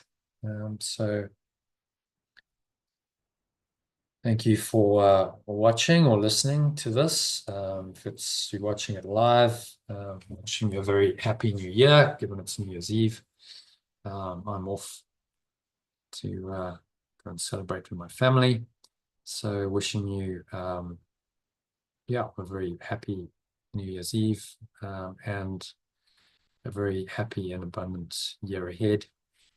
If you'd like to make it so and you enjoyed the session, then why not subscribe to the channel? We get a lot more of this next year. There's some exciting stuff coming in January and February. We're starting the whole 1-year program, the Art of Letting Go program again in mid-February. So I'll be posting some videos about that. You can join in some sessions next year, live sessions and masterclasses and so on. So go to lifepool.com if you'd like to do that. You can see that in the background if you're watching the video. Just type in Lifepool, you can see that spelled out. .com into your browser, or click the link below in the text box associated with this video. There's a link there where you can go to lifepool.com and sign up to receive my daily Telegram messages, which are free.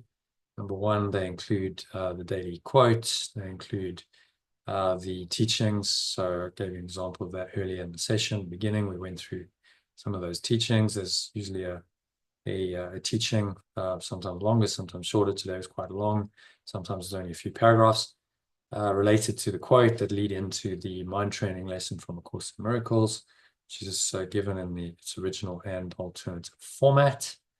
And then I send you the alternative form in the Telegram messages, so the translations of the original, including the originals, as well as of sections of the text, or now we're doing the psychotherapy supplement. We do, every aspect of every supplement, every part of the course. That's the text, the manual for teachers, clarification of terms, song of prayer, psychotherapy, purpose, processes, and practices supplement, the preface, and it's all included.